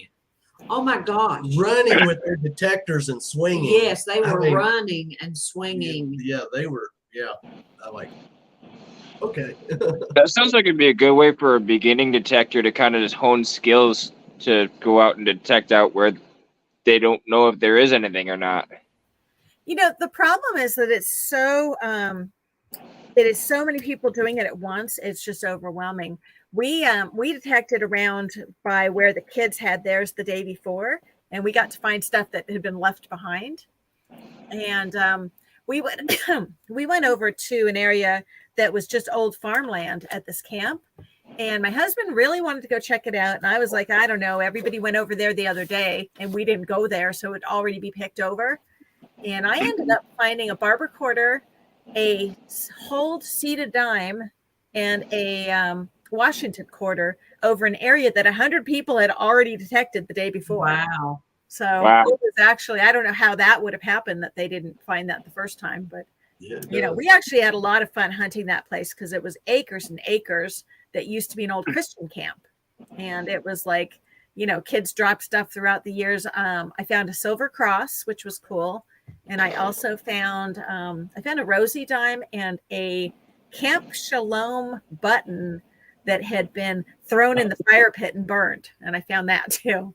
And I was probably wasting way too much time in the fire pit, but you know, it's just, it was really good to kind of just go over there and see what other people were doing. I'm gonna read off the names, guys, that I have in this group, and we're gonna share screen because while you and I are all chatting, we can let the race run and they can have that going too. And this first race we are going to do for Las Vegas Urban Treasures Hunters very generous offer for an IHP and a V nickel. And I think we'll do those together so that way we don't make them mail twice. Or really, it's up to you if you would rather, Robert, would you rather do one or two races? You tell me if he's still here. I'm going to share screen. Hold on just a second and do a Chrome tab. And there. There, we got everyone. And I think that's as good as we're going to get. And let's see, I'm going to read the names off, guys. And if you don't have your name, you guys got to speak up or forever hold your peace. Okay. So I got Two Brothers, American Woodland Relics, Graveyard Prospecting, I Am Zaxxon, Jenny Finds Pennies, Jim Steele, Carla Ainsford, Kevin Myers, Las Vegas Urban Treasure Hunter, and Latif Malik, if he's still in the house. Latif, if you're still here, you need to speak up. If you're not here at the end of the race, you don't get the prize. We'll pass it down to the next person. Leanne Crawford, Marty Burstall, Pop Rouse, Patty Disharoon, Phil Bortner, Show Me Treasure, SkyQuest, Salty Magnet, Tom Riley. I got Rob and Melissa. You guys actually each get an entry because you're two separate people. And Okay, thank a you. lot of times you guys get lumped together and it's just not right. So I got Rocket Man and Chew, AEW Main Adventures, and Great Finds. Is anybody here that is not on the list? I got Patty's in here. Jello Putin just came in. And Malaysia Metal Detector's here. And Las Vegas says do them both in one race. Okay. And all right, we got Malaysia Metal Detector. Thank you, Las Vegas. That is really awesome that you're doing this. Did I get Gold Sea on here? Gold Sea is not on the list. Let me get him on here. Do you have Tom Kingery? I think I only have Tom Riley. Let me see. Tom Kingery's in chat. Tom Kingery and Jello Putin. I think I spelled that right. Jello Putin. Putin. I can't spell tonight. And okay, I got Tom Kingery. I've got Las Vegas says take him out of this race. He doesn't want a chance to win his own prize. Las Vegas. If you win this race, I'll give you a spin of the prize wheel instead. I'm gonna leave you in because then you're in all the races. Okay. And Papa Rouse says he's big enough to be two people. It's all good. And Patty. Okay, last call. Anybody else in? All right, I got 29 people. And how many people do I have on the stream right now? Yeah. We'll know if we're close. We got 23. Okay, so we've got some people in the race that are no longer here. And again, we'll pass it down. If somebody's not here, they will not get the prize. That's the way it's going to work tonight. And we will race. We're racing for Las Vegas Urban Treasure Hunters kind offering for a 1906 IHP and a 1901 V nickel. And just to make this interesting, first prize gets that. Whoever comes in last is getting a sticker pack. I'll send out stickers from here. So that way we make it fun for everybody. And let's go ahead and we will set it to 444. You know, I don't know about you guys, but I always, when I have to set the microwave, I just repeat numbers. So if I'm microwaving anything, it's either 111, 222, you name it. So let's shuffle characters, and we're doing a plane race because we had bucket list tonight, and we had the parachuting guy on the thing. So we didn't have a paratrooper race, but we have this. So here we go. Good luck, everybody. Oh, that's noisy.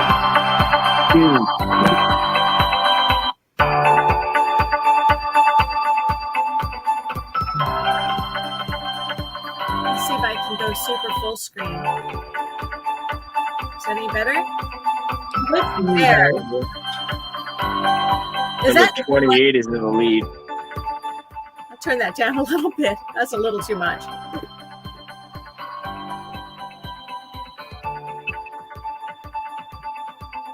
Grapevines is pulling ahead.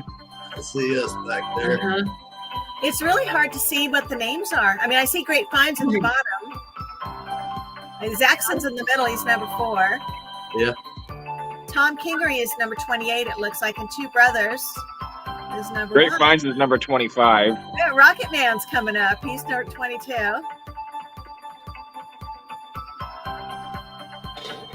This is actually kind of a cool The Show Me graphic. Treasures is pulling up there. Yep. Number 16 is flying ahead. Yeah. That is Show Me Treasure, I think. Yeah.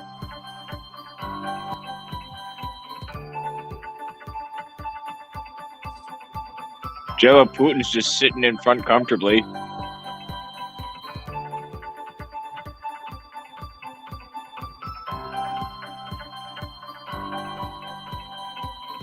Clark's there, but yeah, we'll run out of gas. Jim Steele.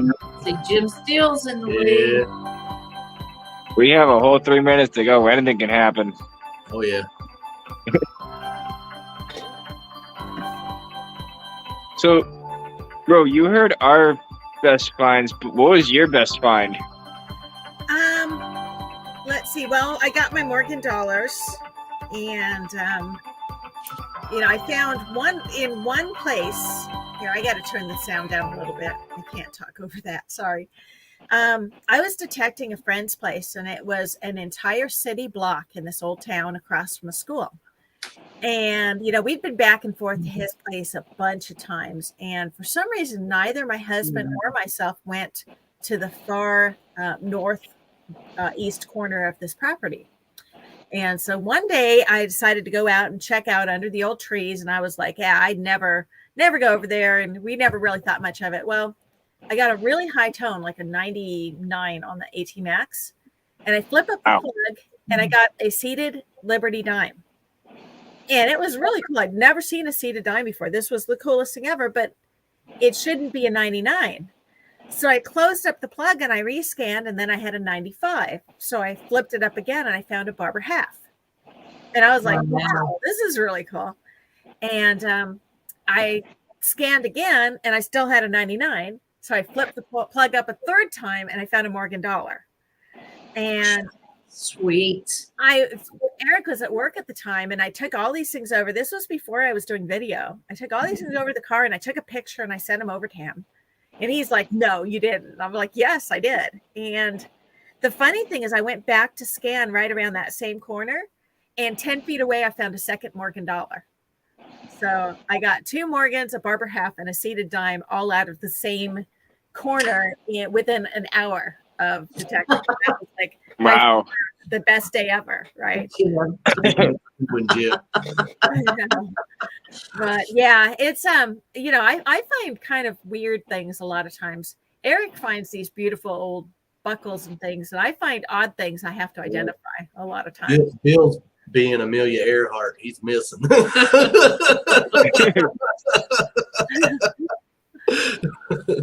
It looks like SkyQuest is in it to win it. So is Salty Magnet Fisher. As they just fall backwards, both of them.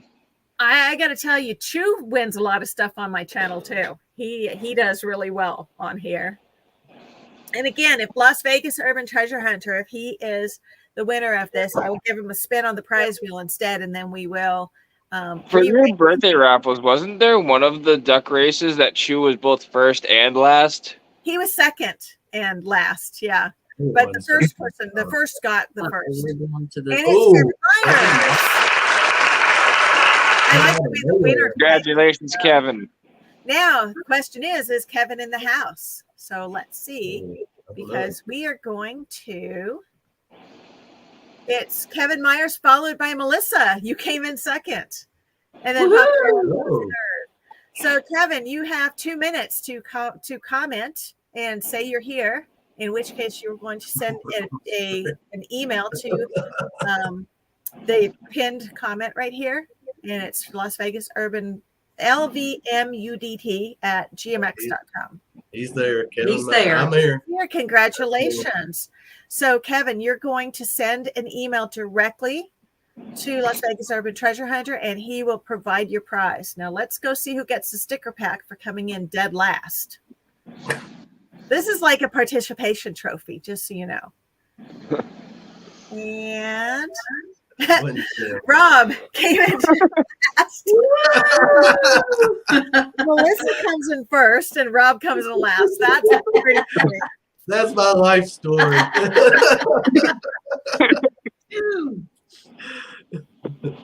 All right. And I will get some stickers out to you. And then, if they're duplicates of what you already have, you can always give them away on your channel. So there you go. Absolutely. So we're, I actually got some new stickers done the other day that nobody's seen yet. So we're going to get those out to you. And that was really cool. So we're going to Congrats on your stickers, Rob. And you're gonna I have your mailing address, so we'll coordinate that separately. And we're gonna go race again, and we're gonna do a second race. Same people. Is there anybody who entered that is not on the list is the question, because we're gonna do a second race for the prize wheel as well. Okay, I don't think we have anybody new in the house. Go ahead and shuffle.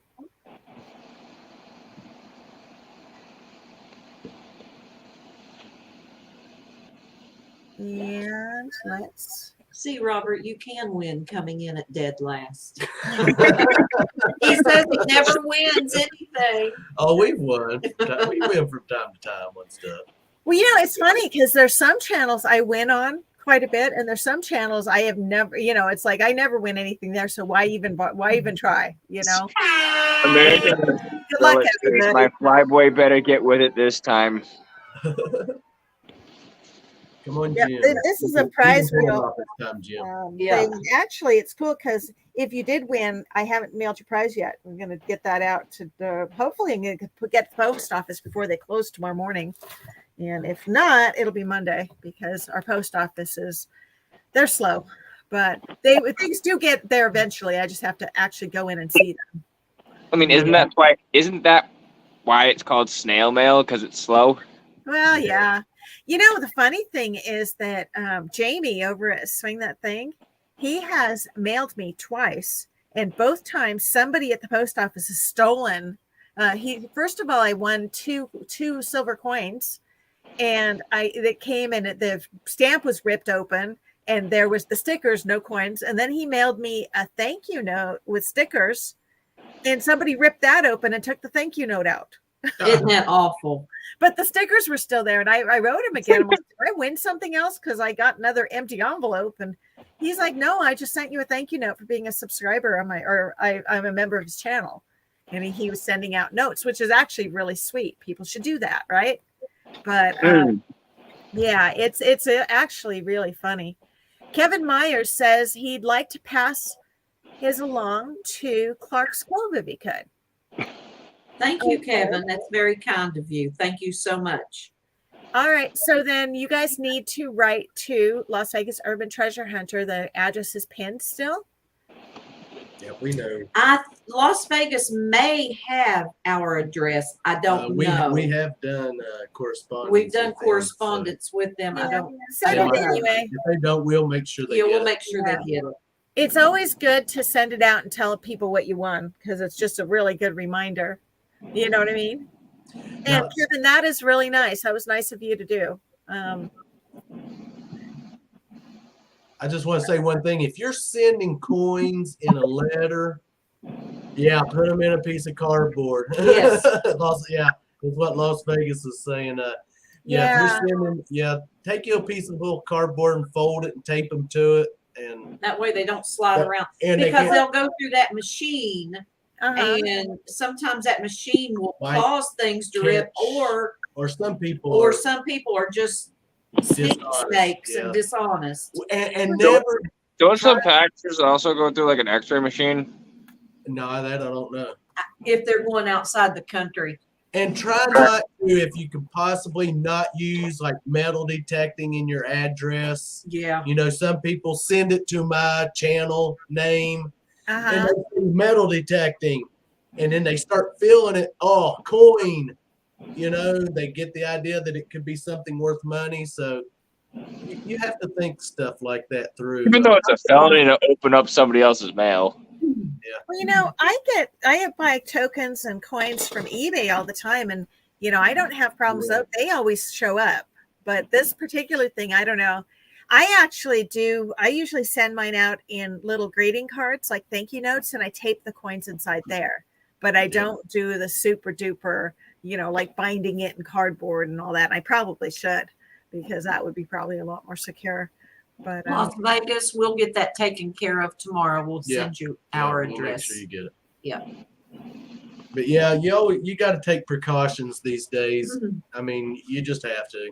You want your stuff to get to people. We've had letters sent back to us, ripped completely in half. oh, Bill geez. Burger says my flyboy must be busy with the stewardess. Well, then you win, Phil. Just saying. You know, I have the music off. I should make it on a little bit. There. They should have the Top Gun theme is what they should be playing. Uh-huh. Shoes out in front right now.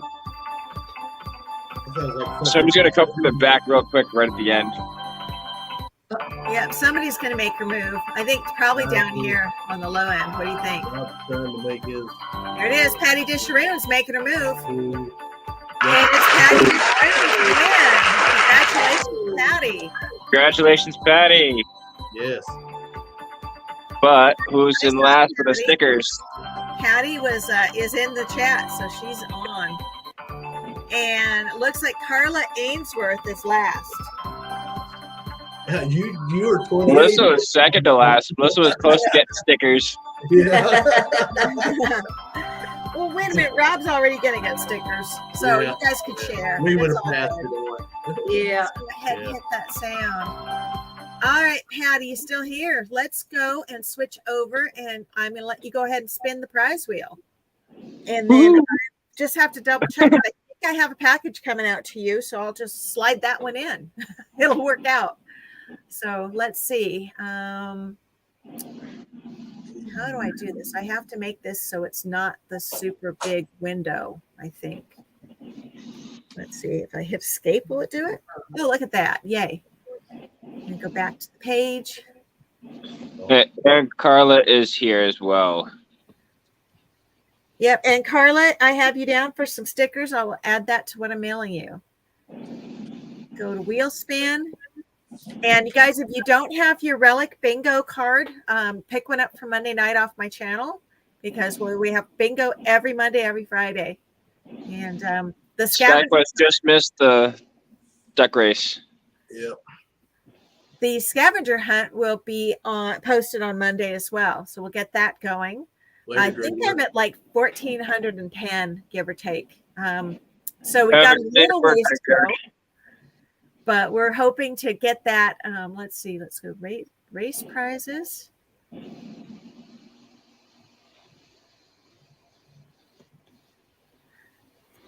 Yeah. Let's see if I can grow super full screen again. And you ready, Patty? Good luck. That And you get a vintage postcard. Congratulations. I actually got these really cool old postcards from anything from the 1905, 1910, all the way up through the 1950s. And they're actually really cool. That sounds really cool.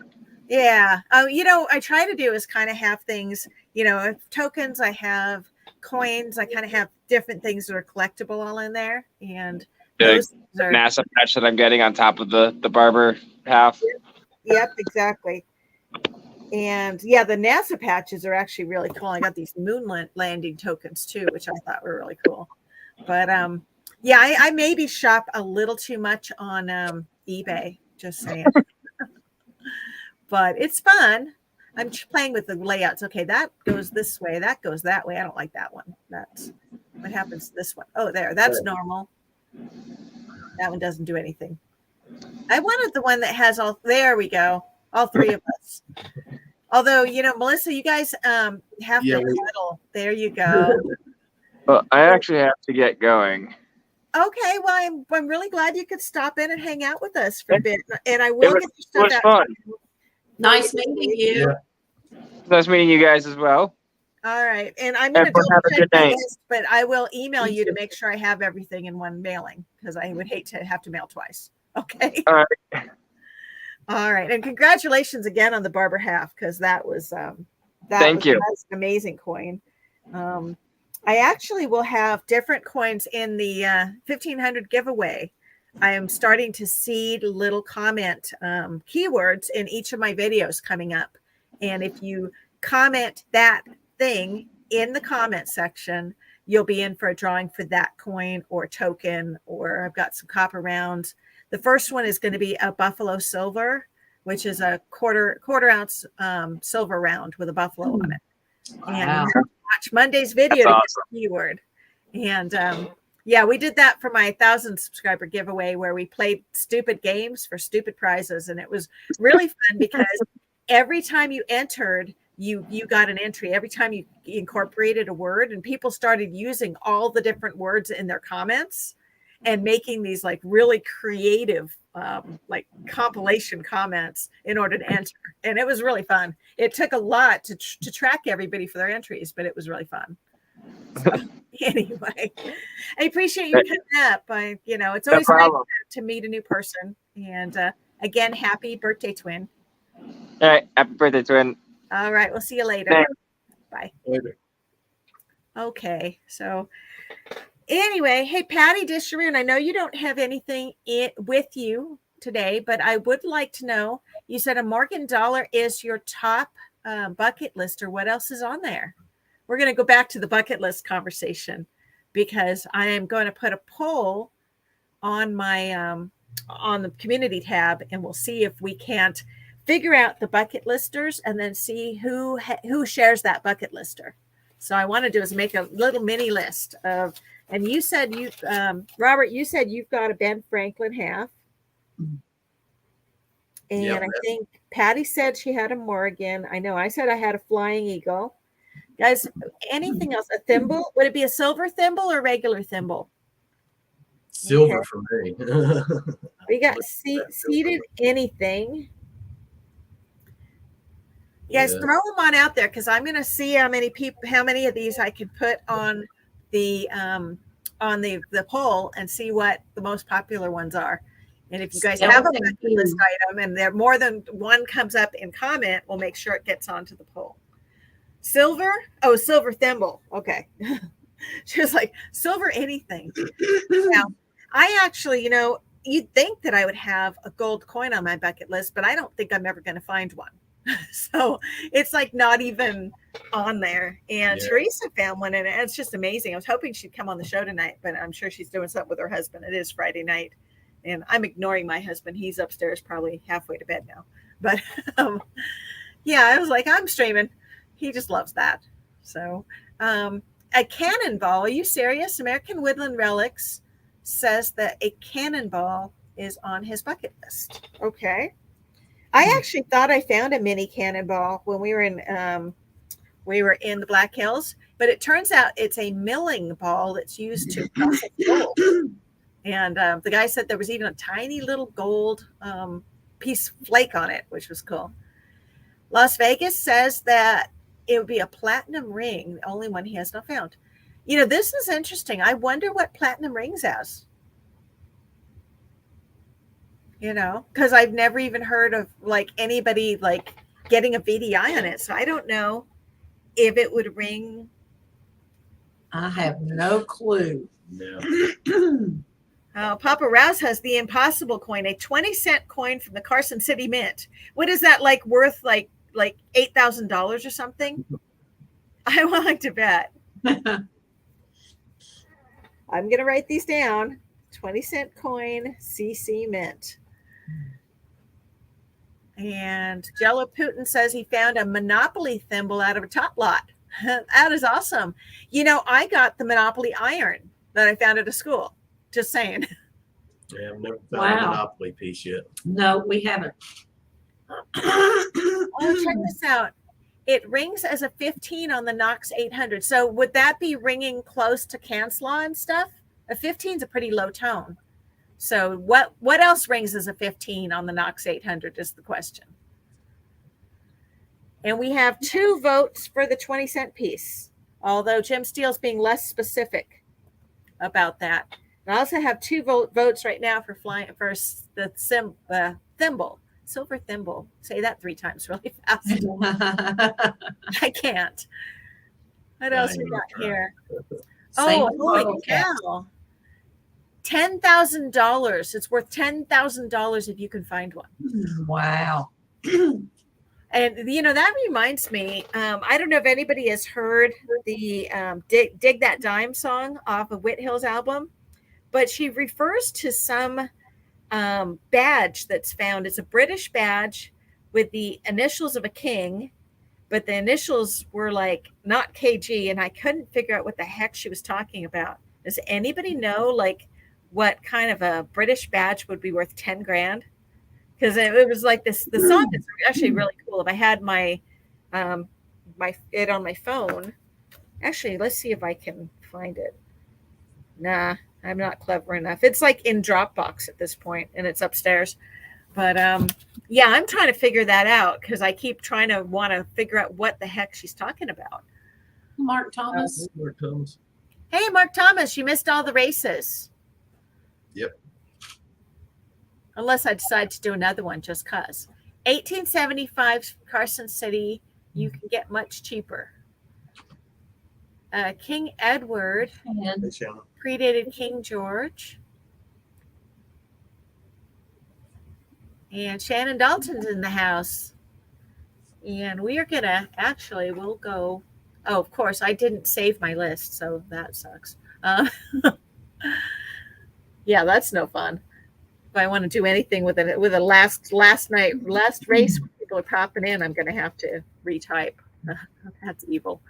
I'm going to go ahead and put these in on my spreadsheet just so I've got them handy. So what else do we have? What is on your bucket list is the question. Mark Thomas, what do you most want to find? And he says 1876 is outrageous money. And Numeros Realis 04PO is here saying saludos. Saludos right back, dude. Good to see you. Do the 5, do the 5, do the 5. I don't know what that means. And let's see who else is in the house. Okay, Shannon Dalton, what is on your bucket list? That is the question. And let's see. American Woodland Relics says he's found a 3-rigger bullet. And inches from it, he found 1859 seated. Oh, wow. That is awesome. Wow. I want to go hunt in your neighborhood. Just saying. And yeah, Las Vegas Urban Treasure Hunter. This is why I don't dig gold rings, because I don't have the patience or the energy to dig 8,000 bottle caps first. And once in a while, I'll dig a bottle cap, and it's, you know, like if it's a really, really clear tone and it just, you know, you're feeling kind of lucky, I will dig it, and it'll still be a bottle cap. But, Yeah. Hell yeah. you know, once in a while, you got to try it. But You 9 times out of 10, I got just to. let them go. It's just not worth it. I also don't dig things that are like more than 10 inches down, because I feel like by the time I get down there, it'll be a wagon wheel, and why bother? So, Or a Chinaman's cap. what's a Chinaman's cap? What do you mean? Digging to China. Yeah. Oh yeah. No, my husband, sometimes I'll dig and I'm 11, 12 inches down, and then I hit a piece of pipe. And by this time, I really want to know what it is, even though we know it's crap. And I'll sit there and go, honey, I need some help. And he'll be like, what is it? And he'll come over and like, I really want to get this out of there. And it's always a piece of crap by this time. He's got to love me that much that he will come and dig up my crap, even though we know darn well it's just a rusty piece of pipe at that point. Or a jar full of gold coins. Now that would be at top of my bucket list, and that ain't never going to happen. Yeah, that'd be great though, wouldn't it? I mean, this thing, if I had found this jar and it was full of gold coins, I would be thrilled. But I was thrilled to find the jar, period, and it was full of dirt. Although somebody pointed out I should have dug the dirt out because maybe there were coins at the bottom I didn't know about. And if so, the museum has it at this point.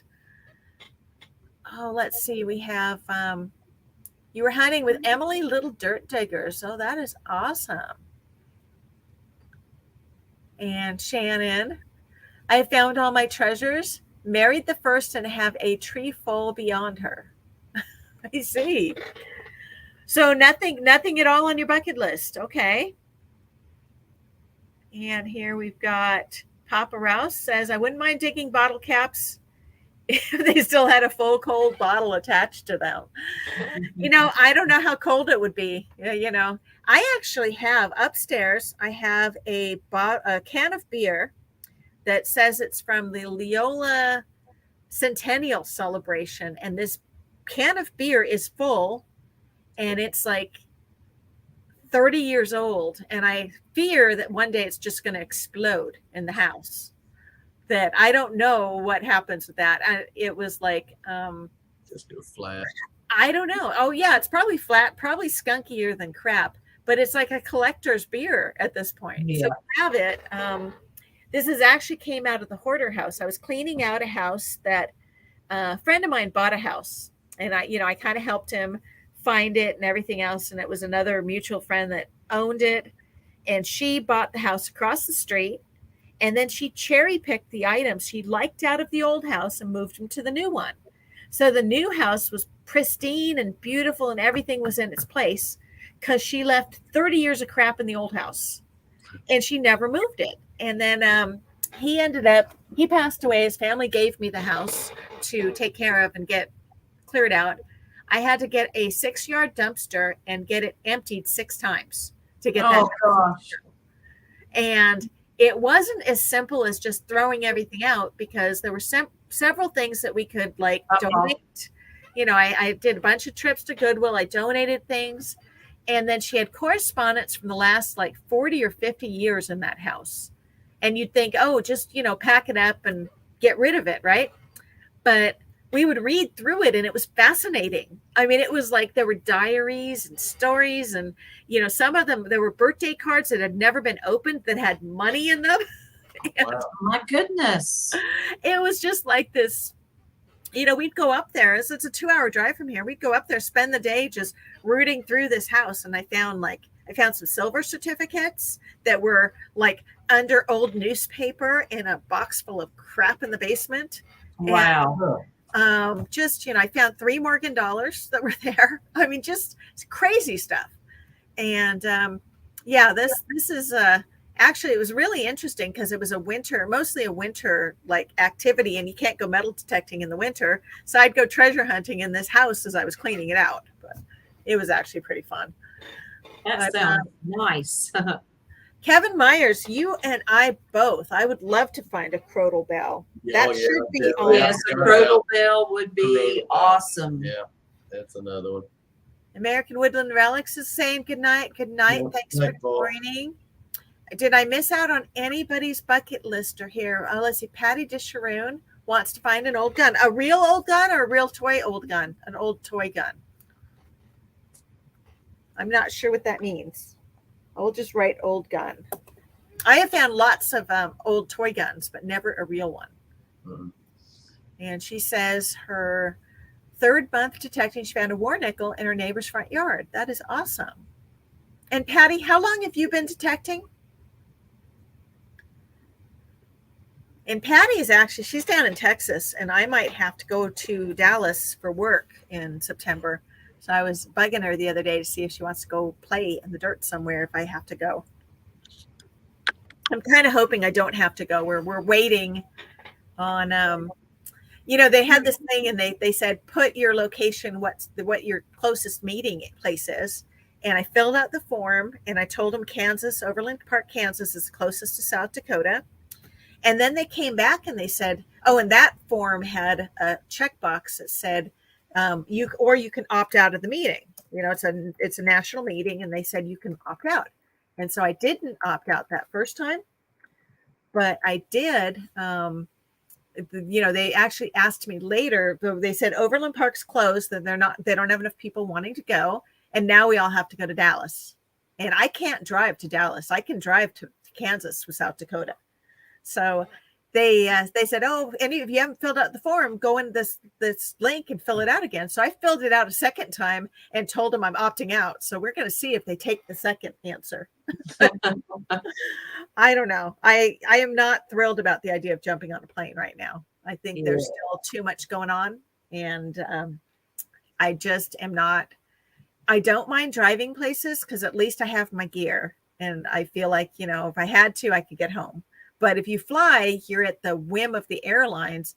It's like, yes, you know, the only thing I would do less than, like, if I had to choose, you know, I'd drive first. I guess I would fly. The only thing you will never find me doing again is getting on a cruise ship, because then you're at the whim of every port authority that decides whether or not they're going to let you dock, and you could be stuck on a ship for months, like they did. And we wanted to go on a cruise, not just here close in the U.S., not anything, you know. But now we've changed our mind. Yeah, we went on a cruise. My husband and I went on like a second honeymoon cruise because I don't know, it was some kind of promotion thing. So we got a really like great deal on it. It was like a free cruise, but we had to fly there or something. I don't know. And we had a really good time. It was super fun, but we will never get to go on one again because there's no way you could pay him to get on a boat. And I honestly, the whole idea of being at sea and having countries say, no, you cannot park your boat here and your people cannot debark is, that just kind of creeps me out a little. So yeah. Definitely.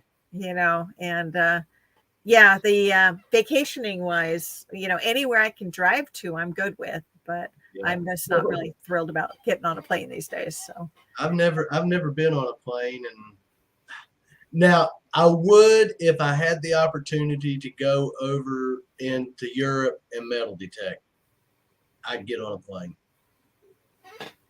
You know, I have been to Europe several times, but this was all before I was metal detecting. I understand there's rules there that I just don't know that it's even. Like you find stuff and you have to give it to the government, and there's all sorts of like extra rules around it. And on one side, I think it'd be really fun to go and do like a group thing. Like, you know, if there were like 12 of us that all went to this one place and went detecting together, it'd be super fun. Right. But on the other hand, you know, I don't like the way that they say everything belongs to the government. You have to give it to them, you know? Yeah, that would be a bummer. Yeah. Yeah. And I mean, I didn't mind giving the stuff to Fort Sisseton when we detected there because that was the deal. And I was like, you know, my husband the first day wouldn't even detect with me. He's all like, that's stupid. I don't want to go detecting and, you know, go metal detecting, have to give everything up. But I found really cool stuff my first day. And he said, I'll come out with you the second day. And he found that old lock and stuff. So, you know, so I was going to ask you, you guys pulled out a bucket of things earlier. Do you have plans to display your finds in any way, or do you do like shadow boxes, or how do you save your goodies that are safe-worthy? We've got stuff sitting. This is what we call the command center. Up here, we have, I don't know. Let me try to, starting over here, we have sticker board. We have all of our correspondence that we get. No, it's good. We have finds. sitting on stuff. Over there on the mantle, we have the ring, all our ring finds and jewelry finds. And then out, we have what we call the shop, which is apart from the here where we do all our cleaning up when we come in from metal detecting. And Our we have, wrap-ups. yeah, where we do our wrap ups. We have a lot of stuff sitting out there. That's where most of our finds are Yes. at. Okay.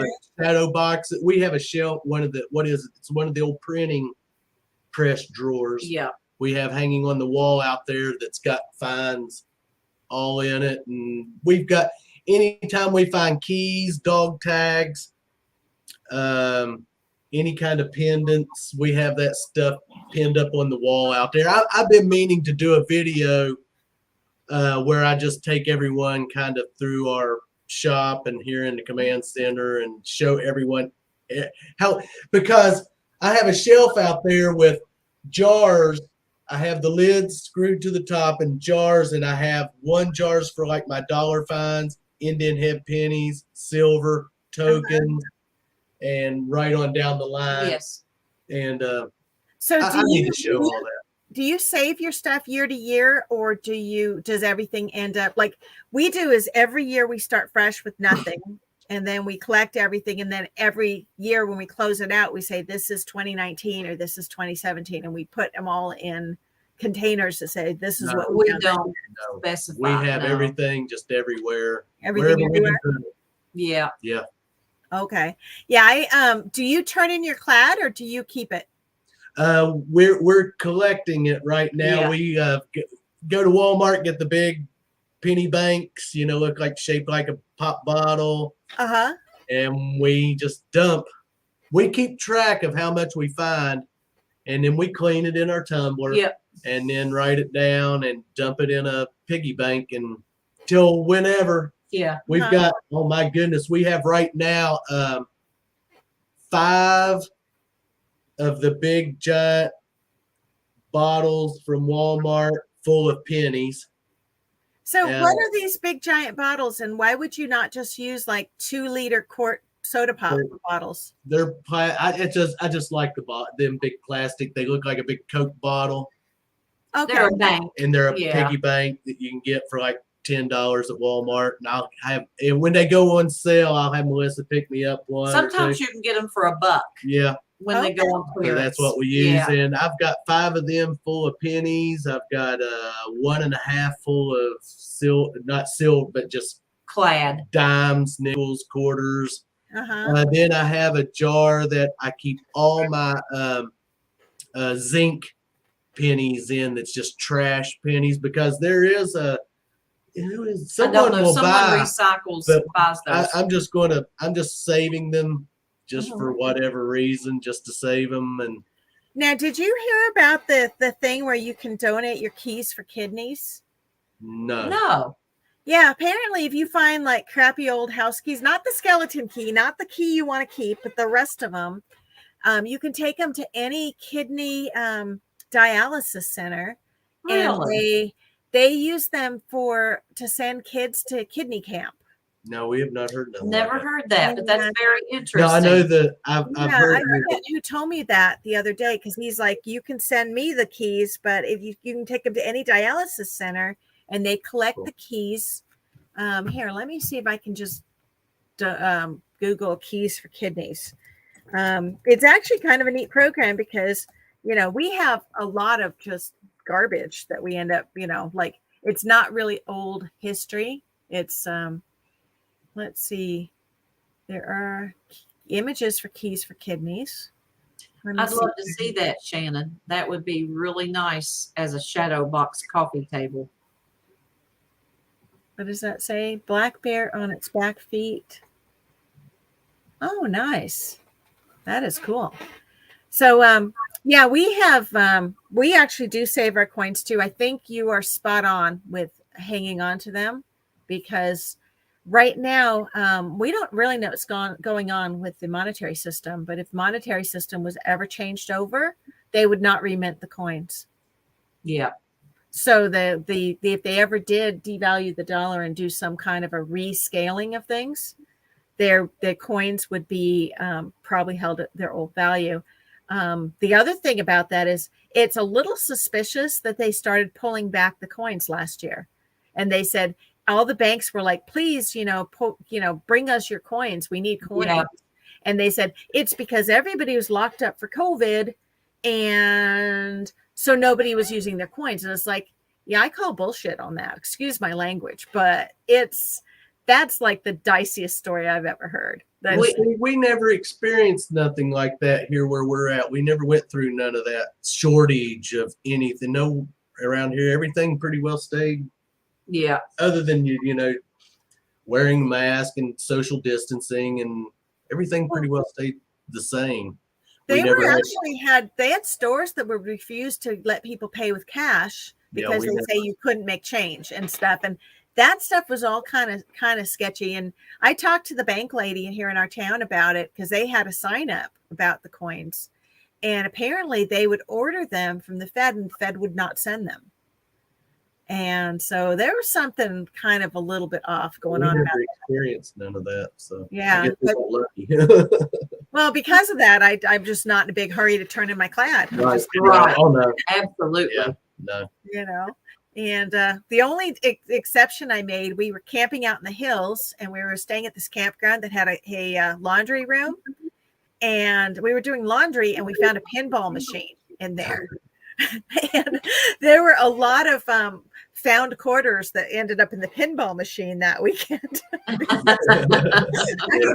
They didn't have like a change thing, and there were found quarters in the car, so they all went into the pinball machine. But don't tell Aaron. My son is 13 now, and I exposed him to pinball the other day. I took him to the bowling alley and we found a Marvel pinball game, and he just loves that thing now. And I'm like, that thing's fun. I can't not tell you that I've ever grown out of playing pinball. So I never was good at playing pinball.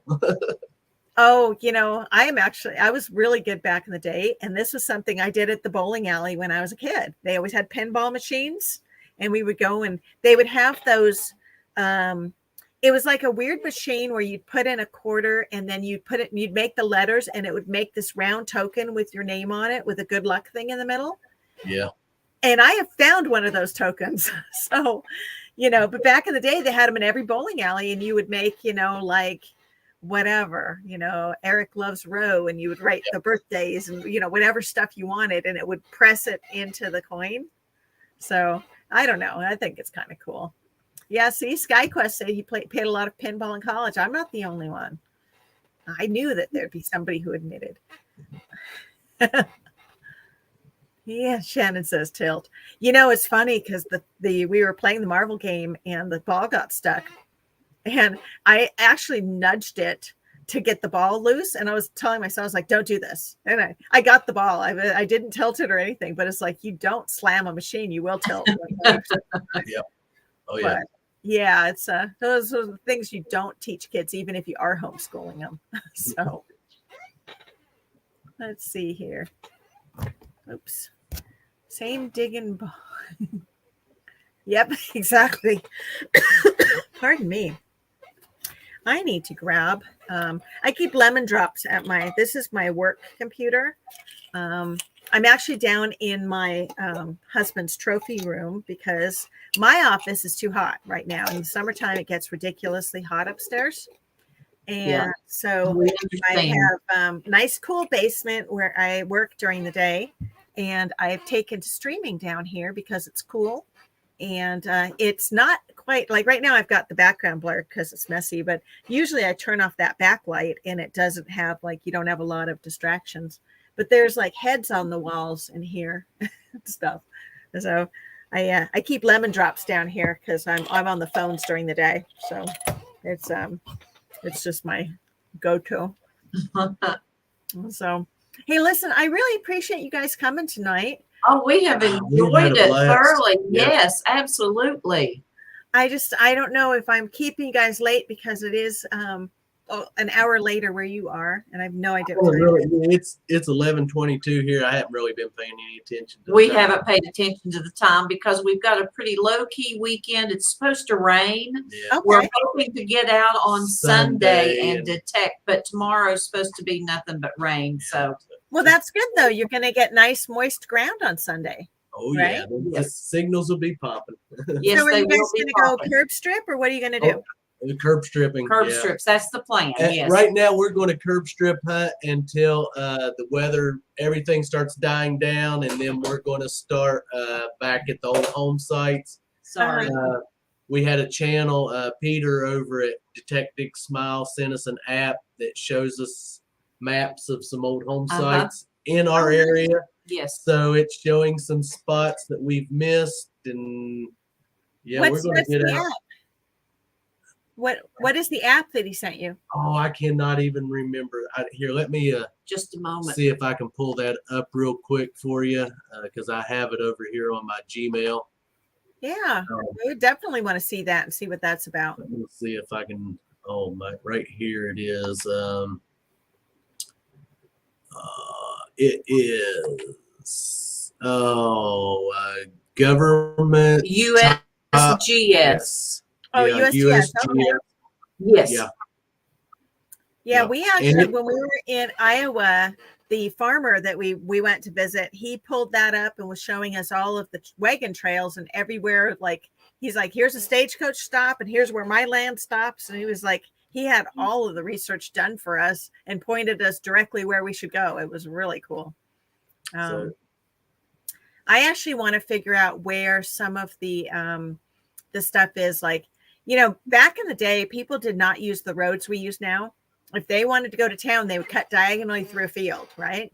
And they had settler trails that went out and things, and stagecoach stops and all sorts of stuff that I have no visibility on now. See you, Patty. And- Good night. Patty's going leaving us because it's getting late. I totally realize that. And Marty Verstel's taking his granddaughter to the fair. That's cool. It is dry everywhere, I think. It's actually, my husband dug under the porch here and it's all crumbly and awful here as well. But I'm going to go digging tomorrow morning anyway because I haven't been out all week and it's making me a little crazy. So Our Our cat Our is going cat's crazy. going nuts. If you hear If you noise or see see us looking, it's like because she's it, fighting with something over there. I don't know what. So this room you're in now, the command center, is that a bedroom then, or is that like a family room? It used to be a bedroom, and when we moved into the house, it was a bedroom, and then we turned it into kind of like it just had a little bit of everything. We just put everything that we collected sort of in here. And then we turned it when we got into metal detecting, and then when we kind of grew out of the shop out there, we turned it into our command center. Is Yes. mainly where we do our live streams, and like I said, we've got all of our correspondence. It used to be a bedroom. Anyone that sends us a letter or a postcard, it goes on the wall. Yeah. And, That is the coolest looking cat. That's why I grew you, is I want to see your cat. Now you put her down. yeah, that's Annabelle. Yeah, that's her. Annabelle. Yeah, she's a Very good cool. girl. She's a farm cat. Yeah. Yeah. So, are you guys on a farm then? Yeah. Yeah, this is where I grew up. Well, my parents lived here since 1980. So yes, it is an old farmhouse. And Uh-huh. I grew up, I mean, mom and dad, everything. She made her own homemade ketchup. They had their own eggs, did their own cornmeal, Butter. molasses, honey, butter, milk, everything. Nice. And now, So you have bees on the farm? I'm sorry.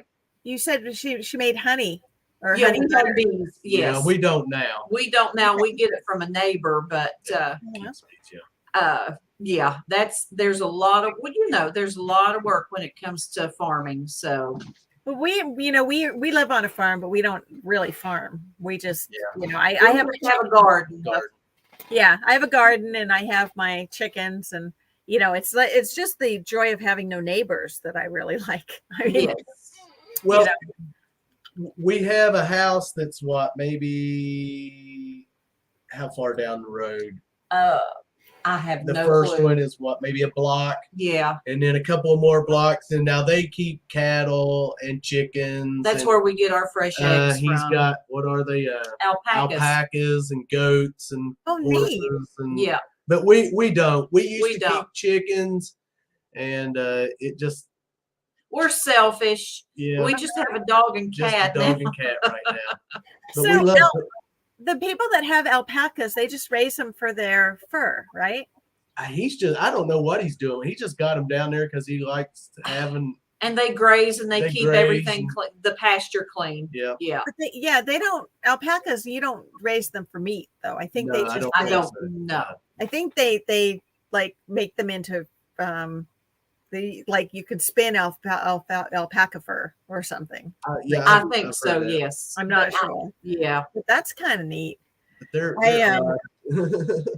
Yeah, I've asked my husband if I could get goats, and I get a hard no on the goats, on the pigs. I want a mini cow. He says no. So I have just my chickens and a couple turkeys, and I got ducks. He said no on the ducks too, and they came home with me anyway. But my turkey, actually, I found her in the weeds this morning, and she was nesting on a clutch of eggs. Oh, And, the problem with that is I don't have any boy turkeys around, so they were never going to make turkeys. Right. So we had to clear the eggs out because it's probably really upset her too. I haven't checked this afternoon to see if we pissed her off for taking away her eggs, but I thought about putting chicken eggs in there, like leaving one turkey egg and replacing it with some fresh chicken eggs and seeing if she would mother the chickens. But I thought that was wrong. But, oh, yeah, we're going to try it next year. I'm going to get some more turkeys and see if I can't find her a boy, because that's what I tried to do this year. I just did it wrong, and I gave her all. Now I have 3 girl turkeys, so we're going to have to do something. Now we have the wild turkeys here on the farm, but we have such a coyote problem around here. It's Mm-hmm. yeah. Well, see, I have a Great Pyrenees, and she is bred to kill coyotes, and she does. She actually kills them and drags them up against the fence and leaves them for us, which is awesome. wow. So, yeah, she roams at night and just patrols and kills stuff. But she's super nice to people. She doesn't try killing the FedEx guy or anything. She just, she goes after critters that don't belong here. Right, right. That's her job. That's what she likes to do. And, we let her out at night. She's a little annoying because she barks at everything, but at least we have no neighbors to complain about it. So Yes, yeah. What is this? Alpacas are Kardashian goats. I see. Good to know.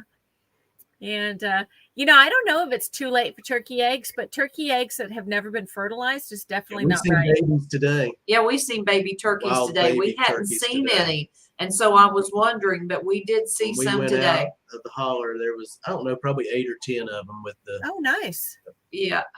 Well, we're actually we're letting some of our chickens nest right now because I wanted to up the chicken population just in case we ended up having the cost of meat and things go even further up so I figured it would be good to have a little extra on hand. So I've got, I think, about 12 baby chicks running around right now, and I have 45 some odd full grown ones, and I think 8 juveniles. So we're going to get up right around 60, which is way too many chickens, but it'll all work out. It'll be fun. Oh yeah. Oh yeah. Yeah. It'll all be good. Yeah, but we just mainly garden. That's mainly the extent of our farming right now. Yeah.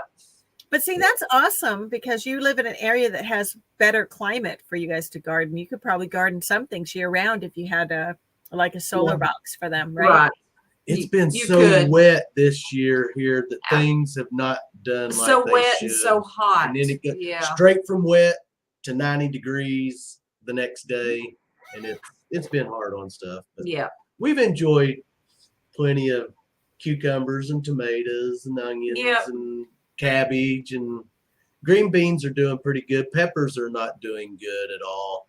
Oh, really? Our peppers are rocking, but we only just got a cucumber out of the garden yesterday. So, Oh my goodness! Melissa makes pickles. They're like a refrigerator pickles. Refrigerator pickles. Okay. Sweet pickle, and I have ate. He eats pickles every day. Oh my goodness! I couldn't say how many I've ate. Now, when you make refrigerator pickles, do you have to like peel them, or you just put them in? Because like all these cucumbers have like little spiny things on them. You have to clean that off, but I don't peel mine. I just take the ends off, as long as it's one I pick and use it and try not to let them set too long. But I just slice them in thin slices and boil a solution and pour over them and let them set. And they keep for weeks. Oh, yeah. Nice. In the refrigerator. Yes. Yeah, I need to learn how to do that. I'm kind of new to the whole canning thing. And so right now, the only thing I really have successfully canned is meat. It's like meat's easy. I did can up a bunch of dog bones. I have one of the ladies who sells beef around here. I asked her what she was doing with the butchers with the bones, and she wasn't doing anything with them. So she's been hooking me up with large boxes of bones for the dog. And we don't have enough freezer room. So I actually did a whole batch of canned bones for my dog. And, my husband thinks that's ridiculous, but, the dog will appreciate that when there's, Absolutely. And technically, I mean, the thing was, came straight from the butcher, and that beef broth in there is perfectly edible. I could actually use that as a stock for food and give the bone to the dog. But exactly. Yep.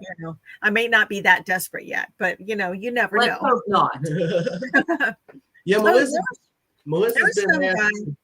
She's been asked. Oh, sorry. I was going to say she's been asked to do a pickle video on doing her refrigerator pickles, but she hasn't done it. I haven't done it yet. You should. That would be really cool. Yeah. There was a guy I was watching on YouTube. They had the Nat Geo Prepper show, and there was this guy that was walking through his storehouse stuff, and he has all this dog food stored for his little dog. And he opens it up and he says, "This isn't half bad." And he starts chowing it. And I'm just like, yeah, I'm never going to be that desperate. It was like some kind of mighty dog or something. He's picking the morsel out. I was just like, I don't know. Yeah. They purposely pick people that I think they can kind of make fun of, and it's never like normal people that are just smart enough to put stuff aside. It's always people that are like over the top that they want to have in their shows. Yeah. So, I don't know. It's just crazy. Well, listen, it is getting to be 10:30 here, and I'm going to call it because I still need to go up and clean the kitchen and make sure my son is in bed, because he's probably not. He's reading. So he's supposed to be in bed at 10, and I can hear things walking around upstairs.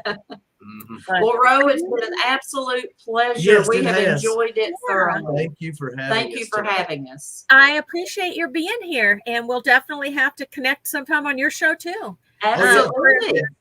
For those of you who haven't been over there, check out the Covers, and they are live streaming tomorrow night at 8:00 Eastern.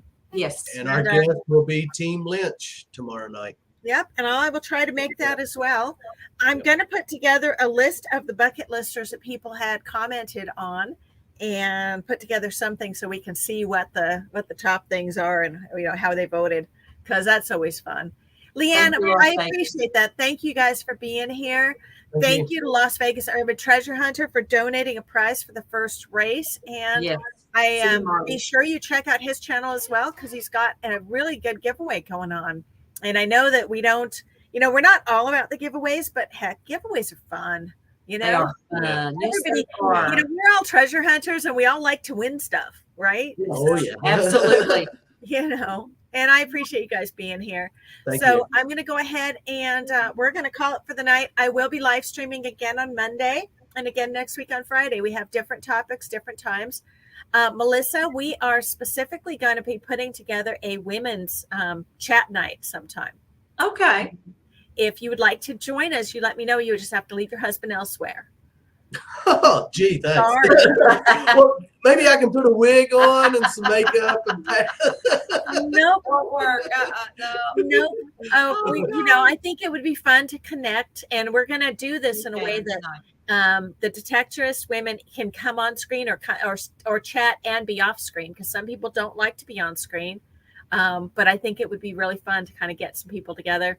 One of these days, I'd love to do a metal detecting women's weekend kind of thing and actually put together like a retreat, because I think that would be really fun too. That would be wonderful. 406. 406. No, it's actually Team Lynch Metal Beach Metal Detecting. Yes. Yeah, Tim and Kathy. Yes.